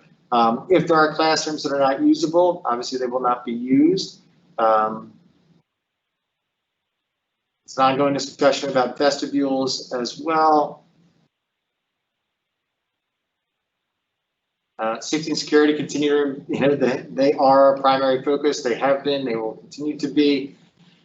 In the plan, and we return to learn plan, it does go through there. There are a number of pages that were taken directly from the Camden County Department of Health and from the New Jersey Department of Health about what to do if there is a positive COVID test, what to follow up with, how to approach that. We have incredible belief in our teachers and what they are able to do. It's going to be work, it's going to be hard, it's going to be challenging. doing remote learning, looking at different cohorts coming in. It's a different model and a different structure from school than any of us are used to, that any of us have gone through, have dealt with. There are challenges that are going to be inherent and going to exist with that. Believe in the staff that we have and their abilities and their commitment and what they provide and what they get out of the children with whom they work.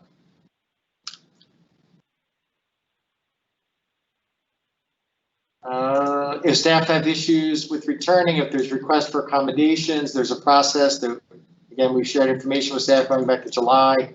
Meetings are taking place with staff. Bonowitz, thank you again for the date from that document. We'll go through and look at it from 2011. There was a question about the CARES Act. I talked about our monies from the CARES Act in my comments earlier tonight. I think, Mrs. Seidel, that is all of additional comments on. Okay, thank you.